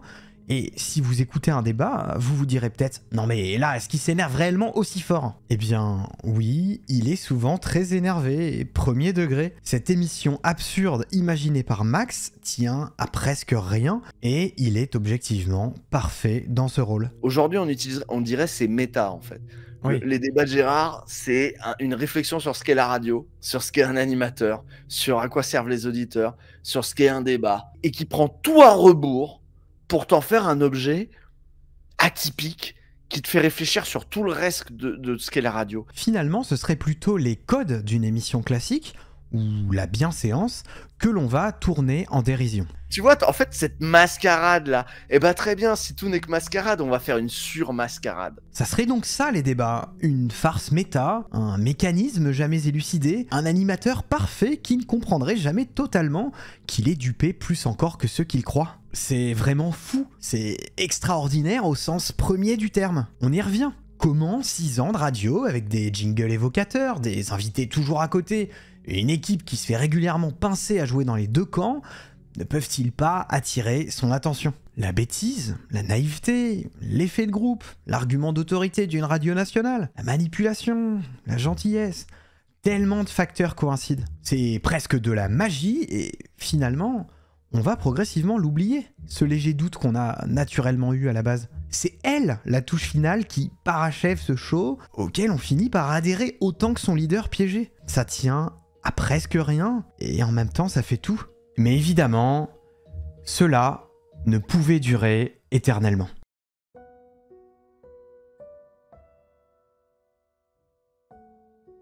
Ces derniers temps, Gérard a pris une nouvelle habitude après avoir rendu l'antenne. Il passe une grande partie de ses nuits au studio, à discuter à l'écrit avec des auditeurs sur le chat de la radio. Il y noue des amitiés virtuelles et rencontre des gens qui peuvent aussi être bienveillants, entre deux vacheries et répliques de l'émission, bien sûr. C'est ici qu'il communiquera virtuellement avec celle qui deviendra la nouvelle élue de son cœur, Capucine. Mais pas de chance, il s'avérera encore une fois par la suite que se cache derrière ce pseudo un adolescent farceur. Quelque temps avant, une certaine Lily, réelle cette fois, avait promis bien des choses jusqu'à venir le rencontrer dans le studio, puis avait totalement disparu. Un éternel recommencement qui pourtant semble ne jamais décourager le poète romantique. Le 30 octobre 2002, les débats de Gérard en sont à leur 6e saison. Le running gag fatigue un peu et Max est de plus en plus en retrait. Que cette émission déjà n'avait pas beaucoup de sens au début, mais au bout de 6 ans encore moins. Les audiences de l'émission de Max étaient en déclin. La radio n'avait plus aucun rapport avec ces années un peu punk rock qui ont vu naître les débats de Gérard. Fun Radio, c'était devenu un robinet à tubes de boîtes totalement insipide. Et donc, il y avait cette émission, cette survivance de ces années 90 qui est restée à l'antenne comme ça, sans aucune forme de logique, quoi. C'était totalement irrationnel de garder les débats de Gérard dans ce contexte. L'effectif a déjà changé plusieurs fois. Le contrat de Rigaud n'a pas été renouvelé. Fildar n'est plus là non plus, et il faut bien avouer que leur présence manque. Il y a bien des nouvelles têtes, mais certains membres de cette team remaniée sont ici davantage pour le prestige de travailler chez Fun Radio et la petite célébrité du show. En clair, ils n'adhèrent pas au concept des débats, ou même à la personnalité de leur animateur, et cela se sent. Ont-ils conscience du côté plutôt problématique de cette radio libre, ou sont-ils simplement moins bienveillants que les anciens à son encontre ? Ils remplissent finalement ce qui n'est pour eux qu'un job qu'ils trouvent sûrement ingrat, mais nécessaire à leur carrière, et se conduisent comme des collègues d'infortune, se montrant souvent exaspérés par la réalité de ce terrain. Encore une fois, ces détails d'un gris inégalable, vous en conviendrez, sont importants. Les précédents membres de l'émission étaient plus tolérants et sympas avec lui. Ils n'étaient pas que des collègues, eux. Ils comprenaient évidemment à quel point le concept était vache avec celui qu'ils piégeaient. Ils savaient l'humain complexe et étonnamment attachant qu'il était dans le réel. Ils tentaient, eux, en off, d'être là pour lui, de le ménager et de vivre des moments d'équipe. Et ça, les auditeurs fidèles l'entendent. Les débats sont objectivement de plus en plus inaudibles. Cette nouvelle équipe arrive aussi moins à cadrer les habituels. Gérard s'énerve trop souvent. Les blagues vont trop loin. Thibaurès qualifie dans une interview cette période de jeu de massacre. Voilà, je crois que tout est dit. À vrai dire, il y a aussi la question du comportement de l'ex-routier qui n'aide pas. Il est de plus en plus difficile à motiver. Dans les faits, il faut souvent aller le chercher et le pousser à suivre le membre de l'équipe qui s'est dévoué pour tenter de le récupérer chez lui en voiture. Parfois, il n'a carrément pas honoré le rendez-vous ou a montré de la mauvaise volonté. Le show fait moins d'audience. Les anciens ados ou jeunes adultes ont grandi. Les blagues et les thèmes se répètent. Plus globalement, Fun Radio va moins bien. Il y a des coupes progressives dans le budget, la radio n'a plus du tout la même identité musicale, le Star System n'a plus la cote. Et logiquement, les débats sont souvent remis en cause. On ne sait pas si ces moments suspendus seront éternels. Le show est à vrai dire un ovni, un reste du passé. À l'aube de ce nouveau millénaire, les années Mitterrand sont donc déjà loin et la suite s'avère tristement logique. Oui, et puis comment le commercial se positionne, d'abord il se positionne comme une contre-culture, et puis au bout d'un moment le côté contre-culture c'est chiant parce qu'en fait t'as moins de pubs, et c'est toute l'histoire de Fun Radio, et les débats de Gérard arrivent dans ce moment-là où on veut faire du punk, le problème c'est les annonceurs, et donc on veut moins faire du punk. Si on devait résumer plus simplement, Max n'arrive plus à stopper la blague, il n'arrive plus à arrêter cette émission qu'il a créée. C'est son caprice de star, mais c'est aussi sa façon d'aider Gérard, même maladroitement. S'il arrêtait tout d'un coup, que se passerait-il pour son protégé ? Pour moi, il est clair que ces questions ont traversé la tête de Max. Il connaissait la situation. Après sa rupture avec Sandy, il n'a pas pu garder son logement. Il vit dans un foyer d'accueil pour SDF. Il n'a plus grand-chose de positif dans sa vie à part la radio. Et quelques amourettes virtuelles assez décevantes. J'emploie l'image du piège, en fait, dans le livre. On arrive à un moment dans l'histoire où Gérard est dépendant de cette émission, d'abord parce qu'elle est une respiration dans sa vie morne, terne. Il vit dans un foyer pour SDF, dans une très grande précarité. Et il a cette émission, à l'époque, qui s'enregistre rue Bayard, dans les locaux de RTL, donc dans Triangle d'Or parisien. C'est les studios les plus modernes de France. Gérard fait son émission et il rentre dans son foyer pour SDF après. Donc ça n'a aucun sens. C'est quand même un... Oui, évidemment que ça n'a aucun sens, mais si tu veux, c'est quand même un moment de... C'est une vraie respiration dans la vie de cet homme-là. Donc il se raccroche évidemment à ça. Et puis, il y a une dépendance affective qui s'est nouée avec Max. Parce qu'il y a une relation qui est fluctuante entre ces deux hommes, mais c'est aussi l'histoire d'une amitié. La blague ne s'arrête pas. Bien que menacé, le show redémarre donc pour une 6e saison, et malheureusement, c'est celle de trop. Pour toutes les raisons évoquées, les débats seront sporadiques.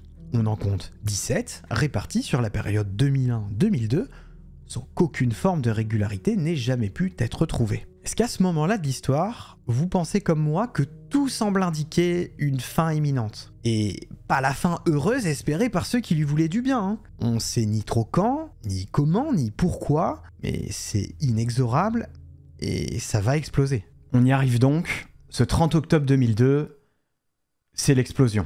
GG a pourtant l'air très en forme ce jour-là. Il est à l'heure, il est plutôt jovial, il n'a pas bu et semble même d'humeur à blaguer. Il a même pu envoyer des messages à sa fameuse admiratrice qu'il pense alors encore réelle, la supercherie n'ayant pas été révélée. Capucine est inarrêtable. Elle a appelé le studio et elle est présente en ligne dès l'avant-débat. Elle obtient même le droit de rester à l'antenne pendant l'émission, aux côtés des habituels, pour troubler Gérard, qui évidemment ne se rend pas compte que c'est un homme qui imite, plutôt bien c'est vrai, une voix de jeune femme. Bref, pour quiconque se trouvait dans le studio à ce moment-là, tout semble plutôt aller vers une soirée classique. Et pourtant, vers la fin du premier des 2 débats prévus ce soir-là, et qui a pour thème le bizutage, vous apprécierez l'ironie du sujet, survient un moment surréaliste. Pour une fois que je vais pas dire de conneries, je sais même plus qui est ma question, moi. Oh là là, t'es nul. Il est perturbé, le GG, hein. Ah, voilà. Non. Oui. Comment? Je te perturbe. Non, l'amour en aveugle. Oh là, punaise. Bon, attendez, parce que là, non, il n'y en a pas qu'en été, puisque c'est les vacances et en hiver. Quelqu'un... Je soupçonne que t'es des writers. C'est le départ des grandes écoles terminées. Ah, Claire. Quoi? Oh non, mais non, GG, tu dis pas des trucs comme ça, t'es un gueudin ou quoi? Non mais GG... C'est la goutte de trop. Fun Radio a échappé à la blague de Koé et le CSA veille au grain. En quelques secondes, tout s'accélère. Il se fait immédiatement réprimander par un Manu inhabituellement sec devant la gravité de l'événement. L'équipe réveille la direction pour savoir quoi faire. Immédiatement après avoir prononcé ces mots, le Surénois avait tenté des excuses très maladroites, mais elles étaient floues et elles aggravaient presque la chose. Je m'excuse auprès des auditeurs de ce que je viens de dire, voilà, je retire ma parole. Voilà.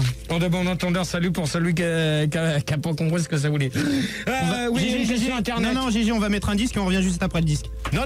Si, moi je te dis on met un disque. Donc tu l'annonces. Non, moi je veux une question. Non, moi je te dis on met un disque. Donc c'est pas grave, tu te désannonceras après, on se retrouve juste après pour les débats de GG. L'émission est donc coupée par un morceau de musique. Il n'y aura pas de suite au débat de ce soir, ni même de second débat. Il pourrait se trouver des excuses. Gérard, il a passé sa vie à chercher des excuses. À il dit voilà, ça j'aurais pas dû dire ça. Il a passé sa vie à dire, à trouver des excuses pour tout et n'importe quoi. Pourquoi il s'en est pas trouvé une? Il n'en avait pas. Il avait aucun scénario à part. Je sais pas pourquoi j'ai dit ça, je comprends pas et je m'excuse. Donc à mon avis, je suis pas sûr qu'il faille chercher beaucoup plus loin que ça. Ok.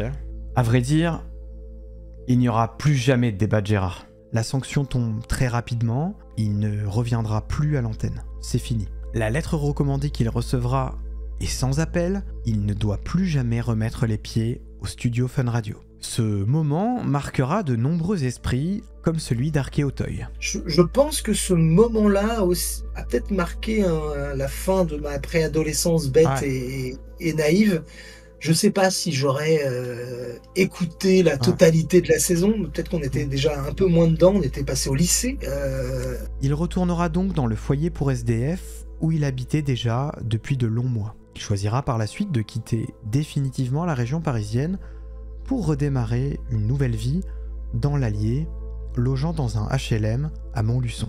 Mais malheureusement, il sombrera de plus belle dans l'alcool, effectuera plusieurs séjours en hôpital psychiatrique même s'il y rencontrera une jeune femme qui sera un temps sa compagne. Heureusement, cette période sombre est parfois éclairée par ce que Thibaut appelle une chaîne de solidarité. Plusieurs GG-Fils, surnom affectif des fans de l'émission, iront le voir, faisant plusieurs heures de route pour le rencontrer et passer du temps avec lui. Ces instants sont même documentés et on ressent évidemment une gêne devant. Des moments qui seront parfois potaches et sympas, parfois des dépôts de colis pour aider Gérard, et parfois des rapatriements progressifs de ses affaires restées en région parisienne. Ce qui tranche, évidemment, c'est qu'on sent l'envie de ces jeunes auditeurs de revivre des scènes cultes, de faire enrager gentiment leur animateur préféré comme à la bonne époque. Je rappelle que ces fans sont des adolescents, ou tout juste adultes, donc ils paraissent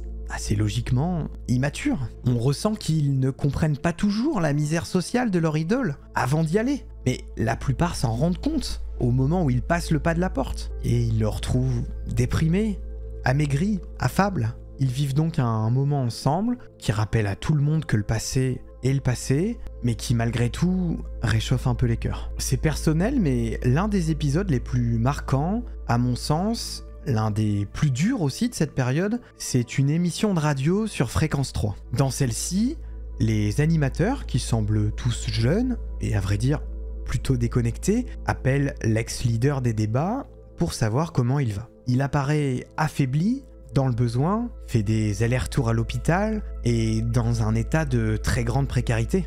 Leur réaction démontre clairement qu'ils ne comprennent pas à quel point il semble aller mal, au point de lui faire une blague sur sa situation. Ils ne veulent pas non plus prendre position pour le défendre après le scandale de son éviction de Fun Radio. Ils proposent donc aux auditeurs qu'ils souhaitent d'appeler le standard pour l'aider et comprennent aussi ceux qui ne veulent plus le soutenir. C'est violent. Le 6 mai 2005, Gérard Cousin décédera à 43 ans. Il sera emporté par un cancer du poumon fulgurant, diagnostiqué seulement un mois avant et qui s'est malheureusement généralisé. Cela fait alors moins de 3 ans que les débats se sont arrêtés brutalement. Il semblerait qu'il se soit laissé partir. Les derniers mois ont été une chute, un déclin.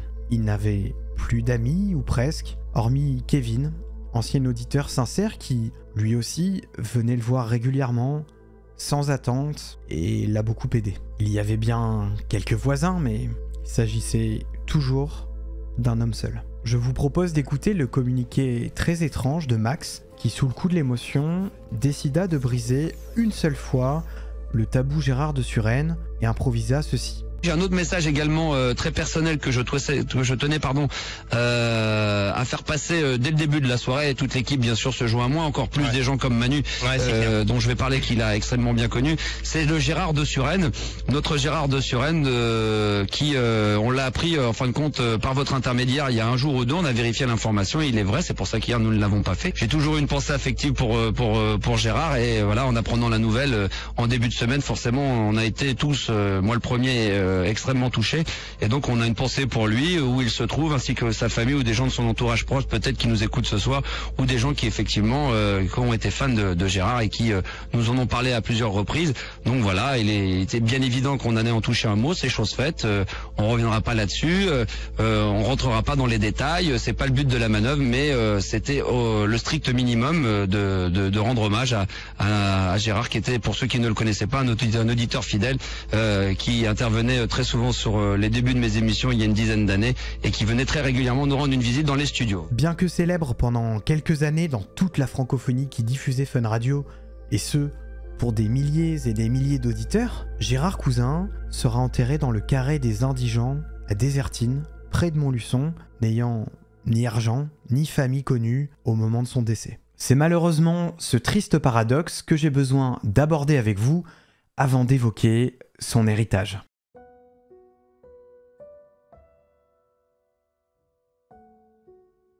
Depuis quelques années, et notamment avec l'essor de YouTube, Twitch et des différents réseaux sociaux, vous avez peut-être déjà entendu ces mots « relation parasociale ». Comprenez ici une relation à sens unique qu'une personne entretient avec une célébrité ou même un personnage de fiction. On croit connaître quelqu'un, un youtubeur, une youtubeuse, un streamer, une streameuse, un acteur, une actrice, peu importe, car on connaît ses créations, le personnage qu'il ou elle propose, et éventuellement ses partages sur les réseaux sociaux, etc.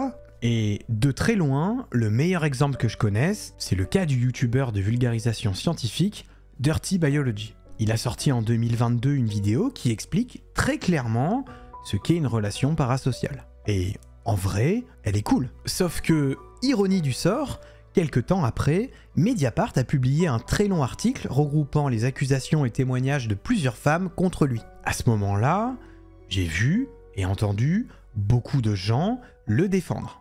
Ce n'est pas possible, il est beau, il est intelligent, il n'a pas l'air comme ça, il semble être le gendre idéal, ce n'est pas l'impression qu'il donne dans ses vidéos. Relation parasociale. Pour moi, il y a donc une autre question assez centrale. Qui connaissait vraiment Gérard Cousin? Alors, déjà, bien sûr, comme dans toute bonne fiction, l'auditeur qui suivait les débats acceptait la suspension d'incrédulité. Il croyait dur comme fer au fait qu'il ne comprenait pas la farce. En revanche, personne, ou très peu de monde, hormis quelques-uns dans l'équipe, ou ceux qui l'ont côtoyé en vrai, ne le connaissaient vraiment. Et alors la question qui me brûle les lèvres, c'est est-ce que tu penses que cette distance, elle était nécessaire pour faire le job comme ça et pour que la farce et les débats continuent? Est-ce que du coup c'est aussi une manière de pouvoir le faire sans qu'il y ait, je sais pas, de l'affect ou des trucs entre vous qui perturbent un peu ce truc qui sonnerait peut-être un peu moins juste ou Ouais, après de l'affect, il y en avait forcément parce qu'il dégageait quelque chose, tu vois, de vrai. Puis même, quoi, c'était quelqu'un qu'on retrouvait, avec qui on se marrait. Je dis bien avec qui, et pas oui, c'est ça. De qui. Carrément. Avec qui on se marrait. Et donc forcément, ça devient attachant enfin, tu vois, des gens autour de toi. En plus, GG, il avait un bon fond, il avait des bonnes valeurs, tu vois. Et malgré tous ses coups de gueule ou ses avis ou ses opinions, des fois, qui étaient un peu chelous, il avait quand même un bon fond, tu vois. Enfin, pas de faire de mal à qui que ce soit, aux hommes, aux femmes, aux animaux. C'est vrai. Voilà, quelqu'un de bienveillant. De l'autre côté de la radio, on écoutait le personnage bâti par l'émission. Ses anecdotes, ses coups de gueule. Il y avait bien les délires sur internet, quelques photos, les archives de Fun TV ou des articles parodiques, mais quid de l'humain? Mon ressenti durant la lecture du livre, la préparation de cette vidéo ou le visionnage de beaucoup d'autres, c'est qu'à l'époque, il fallait ne pas savoir ou ne pas comprendre tout cela pour apprécier pleinement les débats. La radio, c'était le média parfait. Je pense que pour beaucoup, il a été aussi nous a prévenu qu'il fallait faire attention à ce qu'on disait en public. Et à une époque aujourd'hui où n'importe qui peut créer de la vidéo via TikTok, via Instagram, probablement que le message mériterait d'être entendu. Aujourd'hui, nous avons le recul quasi historique, des informations supplémentaires. Pourquoi tout ceci a été exposé aux oreilles de la France entière? Je veux dire, ok, toutes les infos n'étaient alors pas connues, la perception a forcément été différente, mais malgré ce côté dur, le show il a été diffusé pendant 6 ans. Qu'est-ce que ça voulait dire pour un mec comme Max de faire ça à ce moment-là? Qu'est-ce que ça voulait dire pour Fun Radio de laisser faire ça? Ou qu'est-ce que ça voulait dire pour le CSA de pas trouver ça choquant? Ou qu'est-ce que ça voulait dire pour les auditeurs d'écouter ça? Oui, c'est ça. Parce que tous n'avaient pas, comme je te le disais, tous n'avaient pas cette sensibilité au monde prolo qui fait que pour nous, un Gérard, c'est pas qu'une bête de foire, on voit l'être humain. Oui. Il y en a pour qui c'était peut-être aussi qu'un Gogol, qu'un Clodo, et ça, parfois il y a de la violence qui fait mal dans les débats de Gérard. Quand t'écoutes, tu fais waouh, non là c'est. Il y a quelques moments où ça. Là c'est dur là. Après la lecture du livre, certains fans ont raconté sur les réseaux qu'ils n'arrivaient plus à écouter les débats, comme si les révélations avaient assombri le gris. Et pourtant, encore une fois, c'est pas simple. Quand j'ai interviewé des gens qui l'ont connu, ou que j'en ai entendu parler dans des émissions, je me suis bien rendu compte que même eux ne savaient pas tout ce qu'il avait vécu. Il était assez secret sur sa vie, et même plutôt fuyant. Ce que j'essaye de vous dire, c'est que finalement, peu de gens de l'époque se sont rendus compte d'à quel point Gérard de Suresnes souffrait et avait une vie compliquée, et en ce sens, je pense sincèrement que beaucoup ont pu trouver cette période bon enfant et ressentir de l'affection pour lui. Sans oublier que beaucoup étaient des ados ou de jeunes adultes, encore une fois. Et c'est peut-être pour ça que beaucoup d'auditeurs en ont voulu aussi à l'équipe, parce qu'on s'attendait, après tout ce qu'ils aient fait sur lui, ils en prennent un peu soin. Tu vois ce que je veux dire? Que on abandonne... Enfin, c'était un con, mais c'était notre con. Celui qu'ils connaissaient quasi tous, c'était le GG des débats. Une sorte de bouffon attachant qui acceptait ce jeu dont il semblait ne pas comprendre toutes les règles. Mais au sortir du studio, il n'existait plus vraiment. Comme un personnage qui attendrait qu'on reprenne notre lecture pour continuer à vivre sa vie, à travers les pages. C'est donc mon constat, ce qui était drôle pour un auditeur, était d'autant plus qu'il ne savait pas vraiment ce qu'était la vie passée, et parfois présente, de cet homme. Bon, maintenant je vais essayer d'être honnête avec vous, il y a bien un nouveau paradoxe quand on est en 2025, ou peut-être après si vous écoutez cette vidéo après, bah on peut encore trouver ça marrant aujourd'hui, en connaissant toutes ces infos. Pour être honnête, je m'en voulais presque de ressentir ça. Alors oui, on l'a dit, il y a des périodes moins drôles, il y a des sujets touchy ou maladroits, et parfois des vrais moments lourds ou cringe. Même les anciens membres de l'équipe regrettent certains passages. Hein. Dans toute la masse, là, si on doit faire une échelle des propos, ouais. Ce qui arrive en première position, c'est très souvent les propos racistes, vraiment. Ouais. Vous, comme les habituels, je veux dire que ce soit l'équipe ou que ce soit les propos des habituels qui parfois ont oui, moi c'est de ça que je parle. Je parle des propos en général. Hein. Attention, je parle pas forcément de ce que j'ai pu dire moi ou de ce que j'ai pu dire. Je parle des pseudos, des gimmicks, des trucs. Oui, dans la régulation un peu de ce que vous auriez. Les accents, tu vois, les persos avec des accents, les expressions. Il y a des trucs, des fois, c'était très très touchy, très malaisant. Mais drôle, le concept l'est, la situation l'est, chaque acteur joue son rôle impeccablement dans une supercherie qui ne tient qu'à un fil, et cet équilibre il semble surnaturel parce que tous les points concordent, et c'est surtout ça qui est fun, hein, j'imagine. On y revient, je vais vous dire ce que j'ai dit plusieurs fois dans cette vidéo, si seulement c'était plus binaire. Au fond, on peut bien rire jaune, pourquoi ne pourrait-on pas rire gris? J'ai encore beaucoup de choses à vous dire à propos de cette histoire, et vous n'imaginez pas à quel point elle est toujours d'actualité.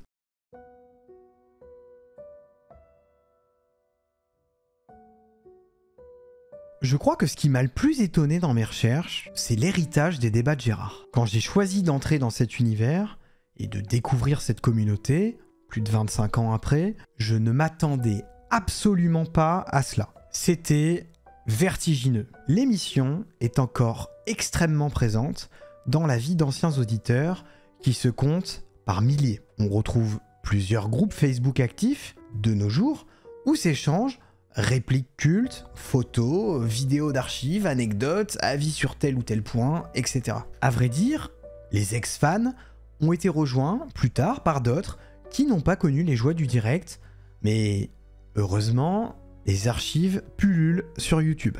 Et même avant YouTube, les enregistrements d'époque étaient apparemment stockés sur des forums ou des sites spécialisés. Rendez-vous compte, on dénombre environ 200 débats et la quasi-totalité d'entre eux a été conservée. Et ce, même avant que le livre de Thibaut Ress ne vienne apporter plus de lumière et de détails, permettant à encore davantage de curieux, comme moi, de découvrir cette ambiance. Dans les hommages les plus connus, il y a cette émission de Radio Campus du 20 avril 2006 qui choisit de proposer un épisode spécial sur les débats moins d'un an après la mort de leur animateur star et qui regroupa des habituels avec des anciens de l'équipe Fun Radio, dont la célèbre Dream Tease. Ne manquait finalement que Max. Et pourtant, il a été un déclencheur malgré lui. La vie, c'est étrange parfois.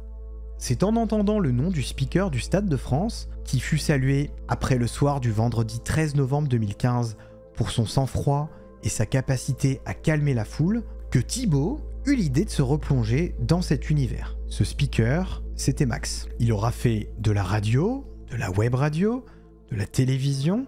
Il aura donc été speaker pour l'équipe de France, mais aussi le PSG et d'autres clubs dans plusieurs sports encore. Mais la vérité, c'est que Max n'a jamais réatteint le niveau de popularité qu'il avait avant et pendant les débats. C'est effectivement le grand absent de cette fin d'histoire. Depuis son énigmatique communiqué, il semble vouloir à tout prix éviter de reparler du sujet Gérard de Suresnes. Est-ce par tristesse, mauvaise conscience, par ego et dépit d'être associé principalement à cette radio libre improbable? Par complexe de ne pas avoir le bagage intellectuel pour défendre correctement cette histoire, comme le laisse entendre Fildar? Il doit évidemment savoir des choses que l'on ignore, et connaître des anecdotes tombées dans l'oubli, mais rien n'y fait. Thibaut nous révèle dans son livre qu'il est presque parvenu à déclencher une rencontre, mais n'a plus jamais eu de réponse. La vérité, c'est qu'il avait totalement l'occasion de revenir en odeur de sainteté. Le Comte Minuit dit aussi beaucoup de bien de lui, et expose ses actes généreux envers celui qui fut son ami. Et quand il fait des trucs cool dans l'histoire, je le dis. Quand il fait des trucs moins cool, je le dis aussi. Enfin, je suis dans une démarche, tu vois, journalistique pure et dure, en fait.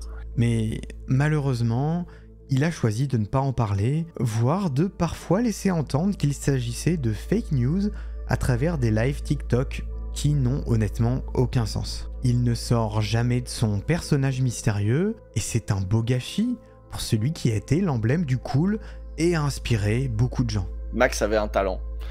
Et je pense même que moi-même, quand j'anime des trucs et tout, je pense que mon étalon maître, c'est le flow de Max. Moi, quand je parle solo pendant 2 heures, quand je fais un stream YouTube, un stream sur Twitch, je veux avoir un flow. J'avoue, mon modèle, c'est Max. Et ça le reste. Encore une réalité parallèle où les choses auraient pu terminer autrement.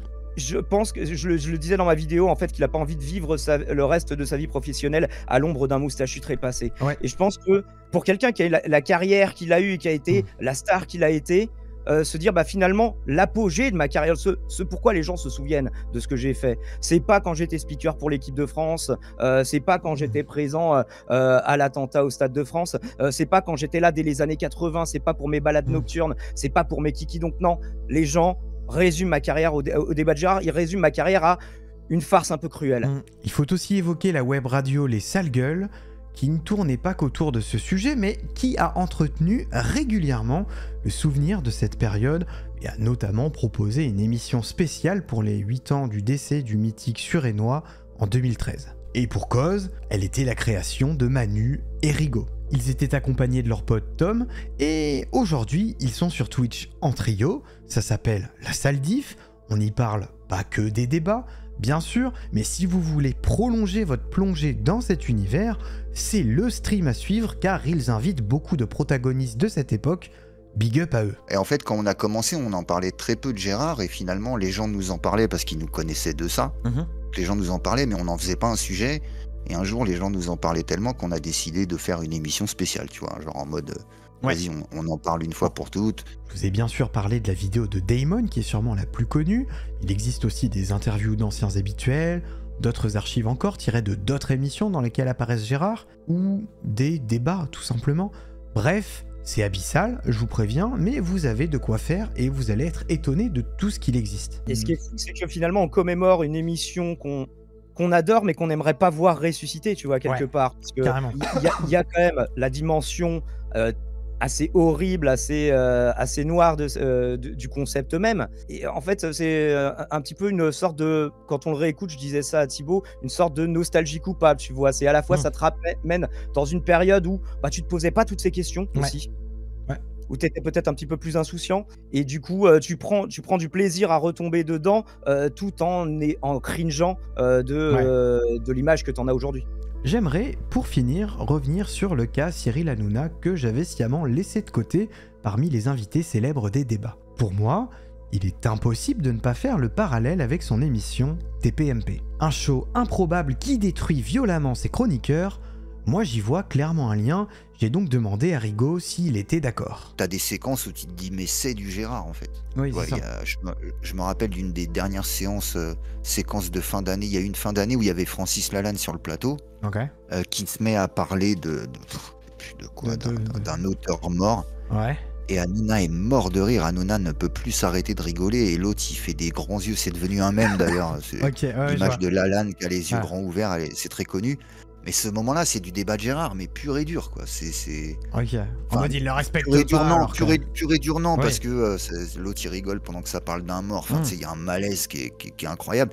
Mais le côté, je sais pas, il y a un côté, où tout peut arriver, quoi. Où il peut se passer n'importe quoi. Donc là-dedans, moi, je comprends parfaitement qu'on puisse retrouver. Après, il y a une énorme différence. c'est que là, tout est scripté. Dans TPMP, c'est scripté. Il n'y a pas quelqu'un qui peut d'un coup te sortir une dinguerie. Usul, lui, n'est pas vraiment raccord avec cette comparaison. Ou en tout cas, pas sur tout. Je vois le point commun. Ouais. Qui peut être un petit spectacle de la cruauté. Oui, voilà. Où on se moque de quelqu'un ouvertement et ça fait partie du dispositif. Mais c'est... Il faudrait que ce soit Gérard qui anime TPMP, quoi. C'est-à-dire... Là, l'idée qui est très très marrante en plus, qui renverse les hiérarchies de la radio habituelle, c'est le standardiste, c'est les auditeurs qui reprennent la main. Enfin, mais c'est l'inverse de n'importe quel dispositif d'aujourd'hui. En 2016-2017, DGG Phil parviennent à réunir une cagnotte de 5 000 € afin d'offrir une digne sépulture, c'est-à-dire un réel emplacement et un monument funéraire, à Gérard Cousin en sa mémoire. Il sera donc réinhumé à Désertine le 16 juillet 2017. Sa fille, Roselyne, était présente et il eut une très belle lettre. On apprendra dans le livre qu'elle avait, pendant toutes ces années, vécu une vie sans père et sans nouvelles. C'est en février 2007 qu'elle découvrit tout, coup sur coup, le même jour, via un article Wikipédia, la période radiophonique qu'avait vécu son père, mais aussi sa mort. C'est tragique. Au début, quand je l'ai appris vraiment comme une baffe dans la figure, quoi. Enfin, c'était un truc de fou, quoi. Comme je disais, pour moi, il était dans la rue, il avait rien fait de sa vie. Enfin, il subissait sa vie, en gros, et de savoir qu'il avait été à la radio et tout ça, c'était un truc de malade, quoi. D'une, j'étais super contente de le retrouver. J'apprends qu'il est décédé 2 ans avant. Bonne baffe. Là, je vois qu'il a fait des émissions de radio. Je me dis, bah chouette, il y a peut-être moyen de mieux le connaître, mieux apprendre à savoir qui il était et tout à travers ses émissions. Et la première que j'ai écoutée, elle m'a gueulé dans les oreilles direct. J'étais, mais laisse tomber, en fait, c'est un truc de fou. Et quand j'ai un peu mieux cherché et que j'ai vu que c'était une émission foutage de gueule, en gros, bah ça a donné une autre dimension à tout ça, quoi. C'est devenu très négatif, en fait. Elle a pourtant fait énormément de chemin depuis, au point de participer à l'écriture du livre de Thiborès, qui lui est même dédié. Moi, quand je la rencontre, j'arrive au bon moment, je pense. Elle est mûre pour aborder cette histoire, mais elle a un regard qui est beaucoup plus critique que celui qu'elle porte aujourd'hui, parce qu'elle nous a rencontrés, elle nous a parlé, et elle a compris que derrière les moqueries, il y avait de la tendresse, et en plus de ça, aujourd'hui, si tu veux, elle est presque reconnaissante dans le sens où elle n'a pas connu son père, nous on l'a connu plus qu'elle, ce qui est quand même un paradoxe incroyable. Et pendant qu'elle se morfondait en se demandant pourquoi son père l'appelait pas, nous on l'écoutait le jeudi à la radio et on se foutait de sa gueule. Bien sûr. Et quelque part, le fait qu'on ait fait ça à l'époque fait que Gérard reste encore aujourd'hui le personnage de pop culture qu'il est devenu, et ça lui permet presque de passer du temps avec son père quand elle est avec nous. Tu vois ce que je veux dire? Bah ouais, carrément. Aujourd'hui encore, elle fait vivre la mémoire de ce père qu'elle n'a malheureusement que trop peu connu, en participant activement à la vie des groupes Facebook, en intervenant dans les émissions sur le sujet ou en relayant les infos autour du compte Minuit. Si vous la croisez sur le net, vous pourrez constater son courage et son investissement dans cet univers qu'elle a découvert sur le tard et qu'elle aurait pu détester. Même si la réinhumation en 2017 m'avait déjà montré qu'il y avait pas mal de gens qui étaient encore là, et c'était assez surprenant, d'ailleurs assez affolant. Et j'avais un peu regardé sur YouTube et tout, j'avais trouvé des vidéos hommages à l'époque, mais j'en avais dû trouver 1 ou 2, puis ça me touchait trop, donc je m'étais pas lancée dedans. Bien sûr.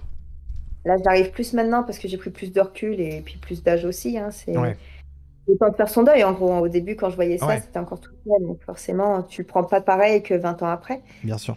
Récemment, elle a annoncé qu'elle organisait une commémoration pour les 20 ans de la disparition de son père le 10 mai 2025 au cimetière de Désertine. Thibaut et elle y seront présents pour échanger et boire un verre en sa mémoire. Et au début, je pensais juste faire du coup à Désertine un petit aller sur la tombe, enfin se réunir sur la tombe.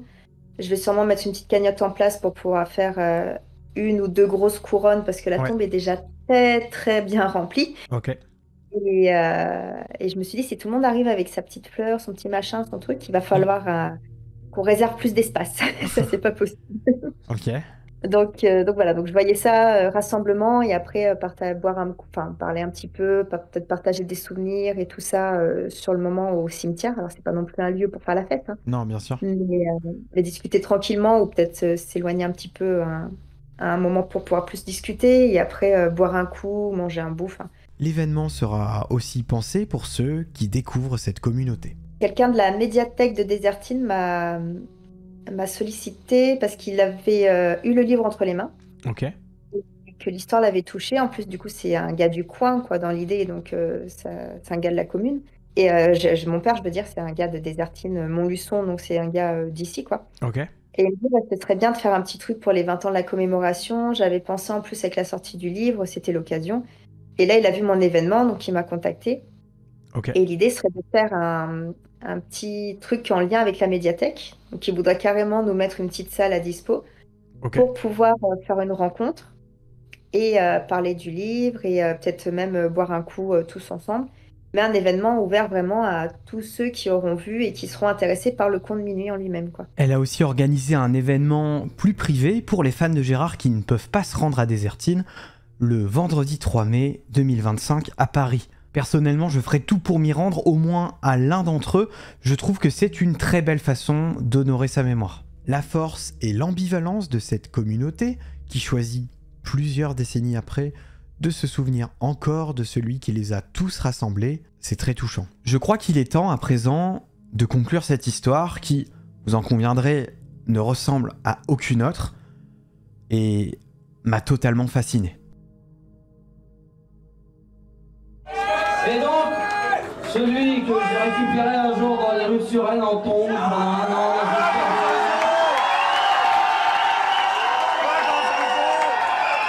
qui est maintenant en chaussures. Et pour vous raconter une anecdote, pour vous dire qu'à chaque fois on vous cache rien, tout à l'heure on avait rendez-vous à Paris et comme il avait un petit peu d'avance sur le rendez-vous, il est allé au café d'en face. Et en rentrant du café, il a quand même trouvé le moyen de se casser la gueule sur l'avenue Charles de Gaulle. Ce qui fait qu'il est déjà écorché. Alors déjà qu'il a un problème à une jambe, si maintenant il a un problème à une main, remarquez, ça va faire des kilomètres comme c'est dans les deux côtés, et donc c'est Gérard de Suresnes. Bonsoir. Décembre 2024, je vole vers le Danemark. Je suis terrorisé, je n'aime pas du tout l'avion et j'essaye de le prendre le moins possible. Cela fait donc des années que j'avais esquivé ce moyen de transport. Mais pour une occasion importante, j'ai besoin de surmonter cette peur. Heureusement, je suis alors passionné par l'histoire de Gérard que je connais depuis peu et, croyez-le ou non, la lecture du livre de Thibaut m'a rendu le vol moins pénible. À vrai dire, dès que j'ai entendu cette fameuse émission de radio, tiens, où il expliquait ses années de débat, je suis tombé dedans. 10 ans avant ma génération, une autre avait donc les mêmes souvenirs d'ado que moi avec la radio libre de Diffoul. Mais ce n'est pas que ça. La somme de rencontres et de choix qui ont mené à 6 ans de farce, ça aurait pu ne jamais exister. Derrière le clown médiatisé, moi j'y ai vu un bouffon assumé qui venait divertir les foules tout en étant choyé en off, plus ou moins maladroitement, par une équipe qui s'attachait à lui. Historiquement, le bouffon du roi possédait un statut très particulier. Il pouvait tout dire et se moquer de tous sans subir de représailles, mais surtout, il était entretenu par le seigneur et la cour, qui l'amusaient, et il était remercié pour son amour-propre mis de côté. Des milliers de personnes se rappellent cette époque aujourd'hui. D'anciens ados ou jeunes adultes auditeurs, des habituels, d'ex-animateurs, standardistes ou invités, des créateurs, et même Max, je suis quasi sûr que tous ressentent la nostalgie d'années pas si lointaines où les débats de Gérard furent une sorte de cours de récré assumé, un espace de liberté inouïe. J'aimerais donc saluer tous les GG-Philes, où qu'ils soient, et quoi qu'ils pensent de tout cela. Malgré tout le positif que j'ai pu vous en dire, malgré ce qu'ont pu dire de positif mes invités, je pense qu'il ne faut pas non plus oublier l'aspect problématique des débats, ni se voiler la face. Le concept en lui-même, non, faut plus qu'il existe, hein, on est d'accord. Un gros foutage de gueule pareil, c'est pas possible, tu vois. Quand on m'a parlé de harcèlement par rapport à ça, j'étais oui, en effet, le mot est fort. Enfin, le mot est fort. C'est un mot fort, mais folle, d'une certaine façon, c'était ça. Donc le concept en lui-même, non, il faut plus qu'il existe, il faut pas qu'il revienne. C'est pour ça qu'il faut faire connaître l'histoire pour plus jamais que ça puisse revenir, peut-être. Et encore, ça, maintenant, avec les réseaux, ça revient d'une autre façon. Ça a soulevé d'autres trucs a posteriori qui sont pas dégueulasses, quoi. La communauté qui est maintenant bienveillante et qui est toujours là 25 ans après. Le livre qui est sorti, il y a peut-être d'autres choses qui vont encore bouger, qui vont encore se faire ou se débloquer. Enfin, il y a tellement de choses qui se font maintenant et qui font que une enfant qui n'a pas connu son père a pu retrouver tout un tas d'infos qu'elle aurait jamais pu avoir si ça avait été un monsieur lambda, en fait. C'est pour cela que j'ai choisi ce sujet. C'est pour ça que tant de gens en parlent. C'est complexe, bien plus riche que ce que l'on pense à première vue, et ça a marqué à vie tellement de gens, sans doute beaucoup plus que ce qu'avait imaginé Max en lançant ce canular. Tout ça restera forcément éminemment triste. On peut... je regarde ça avec les yeux de la nostalgie, parce que ça me replonge dans les époques de ma jeunesse. Mais il y a ce côté à apprendre pour ne plus jamais faire ça, en fait. C'est probablement ce qui restera la pire émission de radio de l'histoire, probablement également une des meilleures, parce qu'il y avait cette ambivalence. Pour la première fois depuis les tout débuts de la radio libre ou des radios pirates, un kidam pouvait prendre le micro et débattre avec la France entière, mais là, la France entière s'était liguée contre lui, et le seul qui n'est pas au courant, c'était lui, quoi. Bon, et puis... si on élargit, il y a évidemment une analyse sociologique à faire de cette aventure radiophonique improbable, pleine de violences symboliques. En fait, c'est une vraie question que soulève Gérard. Qu'est-ce qu'on fait des gens qui sont cassés ? Le mec a eu l'opportunité de bosser sur une radio nationale. Il a eu 1000 opportunités d'être sauvé, de gens qui lui tendent la main. Et lui, il n'y arrive pas. C'est-à-dire, j'ai pas envie de dire lui gâche tout, j'ai envie de dire lui, il n'y arrive pas. Parce qu'en fait, il est cassé. Oui, c'est ça. Donc, ça pose la question de... On va pas dire, de toute façon, vu qu'il est cassé, en fait, il a même pas mérité les mains qu'on lui a tendues, c'est un connard. Non, c'est juste qu'il y a des gens, ils sont tellement cassés que même quand tu leur tends la main, ça marche pas. C'est ça aussi que pose Gérard comme question. Ouais. Qu'est-ce qu'on fait des gars comme ça ? Qu'est-ce qu'on fait des vrais cassos ? Cassos qui veut dire cas sociaux. Des cas sociaux où tu peux les foutre au Pôle emploi, ils n'y arriveront pas, tu peux les fliquer pour que... Ah ouais, tu peux conditionner le RSA à 20 heures d'activité, mais ils vont pas y aller. Ah oui, c'est ça. Donc on va leur sucrer le RSA. Donc on va les foutre à la rue. C'est ça que pose comme question Gérard quand tu rentres dans le débat, quand tu rentres dans le détail de c'est quoi Gérard. Donc moi je trouve que ça amène au contraire à un mouvement de non, les gars comme ça au contraire, regardez, nous on s'est marré pendant 6 ans avec Gérard. Il y a une richesse derrière ces gens-là. Il y a un monde entier derrière ces gens-là. Ils nous ont fait rire, ils nous ont fait pleurer. Quand on a lu le bouquin, on a pleuré. Quand on a écouté la radio, on a rigolé.